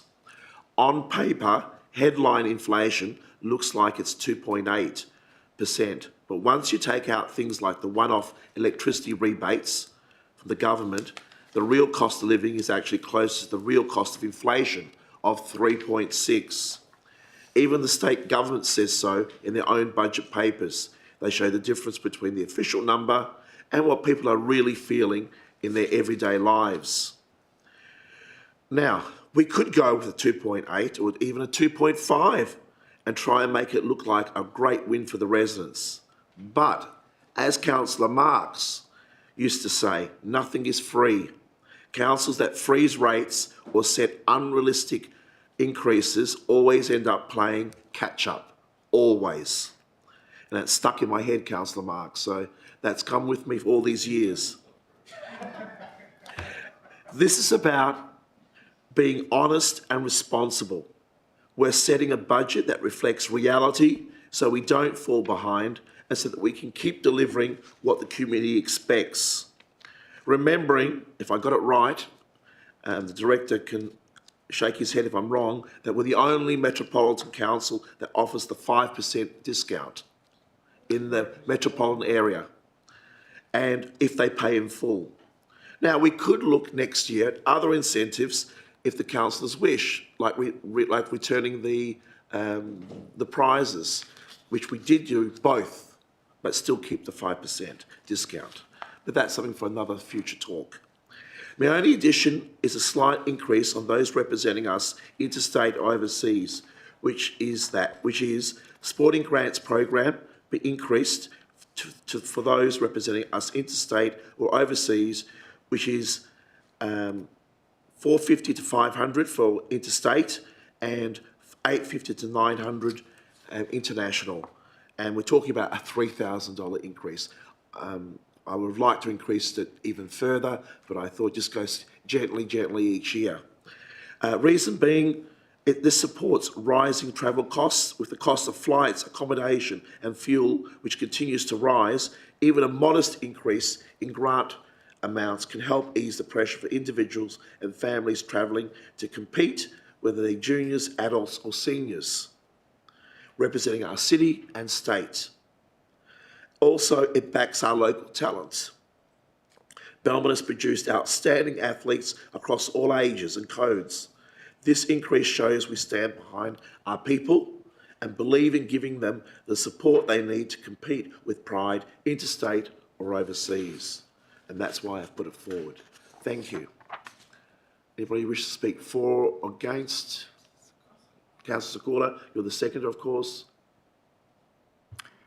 Thank you, Your Worship. I totally agree with everything that you've said. I just want to take this opportunity to acknowledge and to thank all of the officers involved, the finance team, of course, in taking the time to prepare such an amazing piece of work here. It's a great set of figures here. Great. It's balanced, it's measured, it's reflecting the future direction of our city. The actual settings are correct. We've got low council rates, and this all bodes well for the future of our city. And this certainly makes our local government authority not only the best in the metropolitan area, but the best in the entire state. Thank you. Mark, your hand was up, I believe. Thank you, Mr Mayor. Look, I agree, and especially your speech. I thought that was great. And for any of you who have only been here a short time, we taking the just the amount that's put out in the cost of living rise is what we've done for the last few years, or for a long while really. But it's left us as the cheapest rate in Perth, except for the City of Perth, who have got the drop on us with parking meters, which is impossible to beat. But it means we give good value to our customers, who are the people of Belmont. And we're not spectacular, but gee whiz, over a period of years we end up with it in the right position. So well done, Mr Mayor, and well done to the officers for what they've come up with, and to the director. Congratulations and well done. And to, I don't know whether yes, we've got the manager here as well. Well done. Thank you very much. Thank you. Anybody else will speak? Councillor Davis. Yeah, I'll speak in favour of the motion. I agree with Councillor Marks. We are one of the lowest in the metropolitan area, so that's good.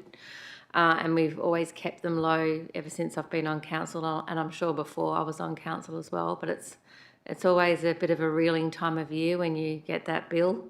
But I just wanted to mention the sporting grants, which I think is really good to increase that by $50 each way, international and domestic. A lot of these kids that get accepted into this program, or they get selected to play for their state or their country, it's pretty much last minute, and the parents have to come up with the money quite quickly. And so any little bit helps. There's also a state grant funding option as well as this, which helps as well as also fundraising. But it's a nice little start that can help them get to where they want to go. And you never know, they might end up being, at the Olympics or something, who knows. So yeah, I'm all for that. Thank you. Councillor Ryan. Yes, thanks, Mr Mayor. I support it 100%.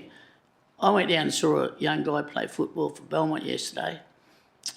He's 6'2", he's 15, and he's just made the state team.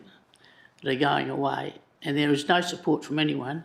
And his mum is a real hard worker, and she's got to come up with a couple of $1,000 to make sure that he can go over there and pay accommodation and play for Western Australia. So things like this, I suggested to him, Blake Graves his name is, and he's a superstar for the Belmont Football Club. I think last year he kicked 89 goals. And he's one out of the box. He goes to Wesley, and East Perth have just signed him up to play for the under-18s. But he is going away at his own cost. His mother's work, he works a butt off, and take him over to Adelaide and pay for accommodation just to play for Western Australia. So someone like that is deserving of some sort of a grant. Please tell them to apply. Anybody else wish to speak for? Councillor Sessions. Thanks, Mayor Rossi. Correct me if I'm wrong with this, but it's not just sports that are covered. It's a sporting and cultural donations Cultural grant. also, yes, you're 100% right. Yeah. I missed that. Yeah, thank you. I support this. I seem to be getting people who come up is sporting at the moment, but you're right, cultural too. Councillor Kujitsky. Thank you, Mr Mayor. This is a largely good and uncontroversial budget. Council has adopted a model of increased rates by only 3.6%, representing underlying inflation, and a rate that is an enviable amount compared to our neighbouring local governments when modelled on average rates. However, there are elements that could benefit from further investigation and interrogation by Council to find savings and help deliver on our capital projects that are envisioned. This goes together with our substantial funds in reserves and the time value of money considerations. Whilst the investment strategy of keeping up with inflation is wise and appropriate for normal day-to-day maintenance and delivery of community services, it may not be suitable when it relates to Council's ambitions for our capital projects. With the signals in the economy now evidently indicating a decreasing interest rate environment, it may be difficult to maintain the strategy. Construction costs historically increase beyond inflation at a rate close to 6%. This means without either consideration of further rate increase, income from other sources, or rationalisation of expenses, our reserves will erode comparatively in value over time. This means, despite our healthy reserves, we will be waiting longer to see capital projects delivered. Outside of other mitigating factors, such as obtaining approvals from other government agencies, workforce dynamics and the like, our finances are a limiting factor. We have savings, but not enough. Residents tell us that they see value in their rates, but they also tell us that our projects take too long to realise. As we know, money makes things happen. We need to consider this when setting the budget next year. In line with sentiments I shared last year, I respectfully do not support the amendment put forward by the Mayor, as this grant supports a personal endeavour of an individual rather than to the benefit of the wider community as a whole. I believe Council ought to set a legacy of delivery. We cannot do this with the current model. We can be financially conservative and deliver the aspirations of the community in a quality and timely manner. Thank you, Mr. Mayor. Any further speakers or for or against? Then I'll come back to me. First of all, would the speaker, the seconder, be willing to put in their sporting and cultural grants? I don't know why I forgot it. So is that okay to go in there? Thank you. Yeah, there, so it's in there. It's in blue, added in blue. My apologies for that. Now it's gone to red. Just to very briefly say, this is a good budget. You raised some interesting points, Councillor Gujitski. Maybe an item to the IF might be something that we could flesh that out with the CEO. It might be something that you might like to put forward. I can't agree with you on the sporting and cultural grants aspect because I see how important it is for these children. There are many families who are struggling, and these children this might be the only chance to shine and get out of Perth and go and represent. As I said, I think once before, my sister did this for netball, went to Queensland, and it's a highlight for her life. She's done lots of things afterwards, but it was an amazing experience at high school, something that brought unity between the girls. They still meet together. It was something really special. And they're not just going there to have fun. They're not sending them to Disneyland. We're sending them for something that's important to them. And then you get all the flow-on things of leadership and all the things that come with it, confidence. There's so much more than just it being a cultural or sporting, and that's why. Maybe because the teacher aspect of me comes out and I can see the real value in it. But again, everyone can have their own opinion, but from a teacher's point of view, when I used to be teaching, I can see the importance. Those kids that come back into my classroom, they're different kids. They're more confident. They've got something there about them. So, I would have increased it even more, but I thought I'd just do it conservatively. So I hope you will support this budget and this slight addition. Thank you. Voting is now open. Please use the buttons on your microphone screen.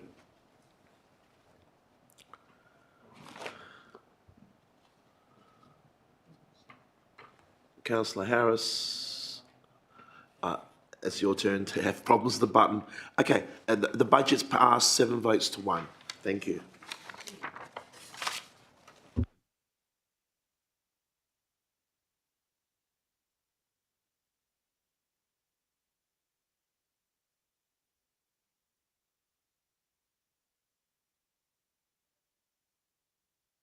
We now move to section 14, matters which the meeting may be closed, and my voice is still going. I'm surprised. So I will now close the meeting in accordance with section 5.232C of the Local Government Act of 1985. May I have a mover and seconder?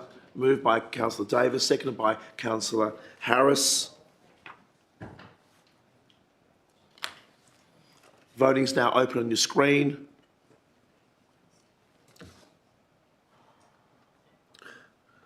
Councillor Ryan, Councillor Ryan, your turn to have button problems. Councillor Ryan. Carried unanimously. Would the IT officer please pause the live stream? With those in the public gallery, they've already left.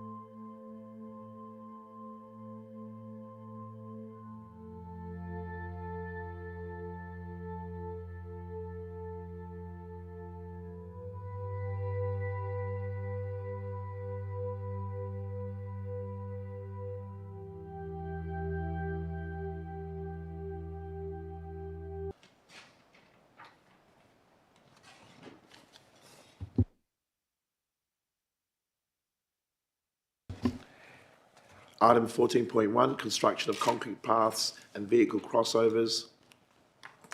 That council accepts the officer recommendation in relation to this item. Moved by Councillor Sessions, seconded by Councillor Harris. Voted unanimously. There being no further business to conduct, I thank all those in attendance. Close the meeting at 9:54 p.m. A reminder to all elected members to please return all confidential documents to the box in the foyer of the councillors' entrance here at the Civic Centre. Thank you, everybody.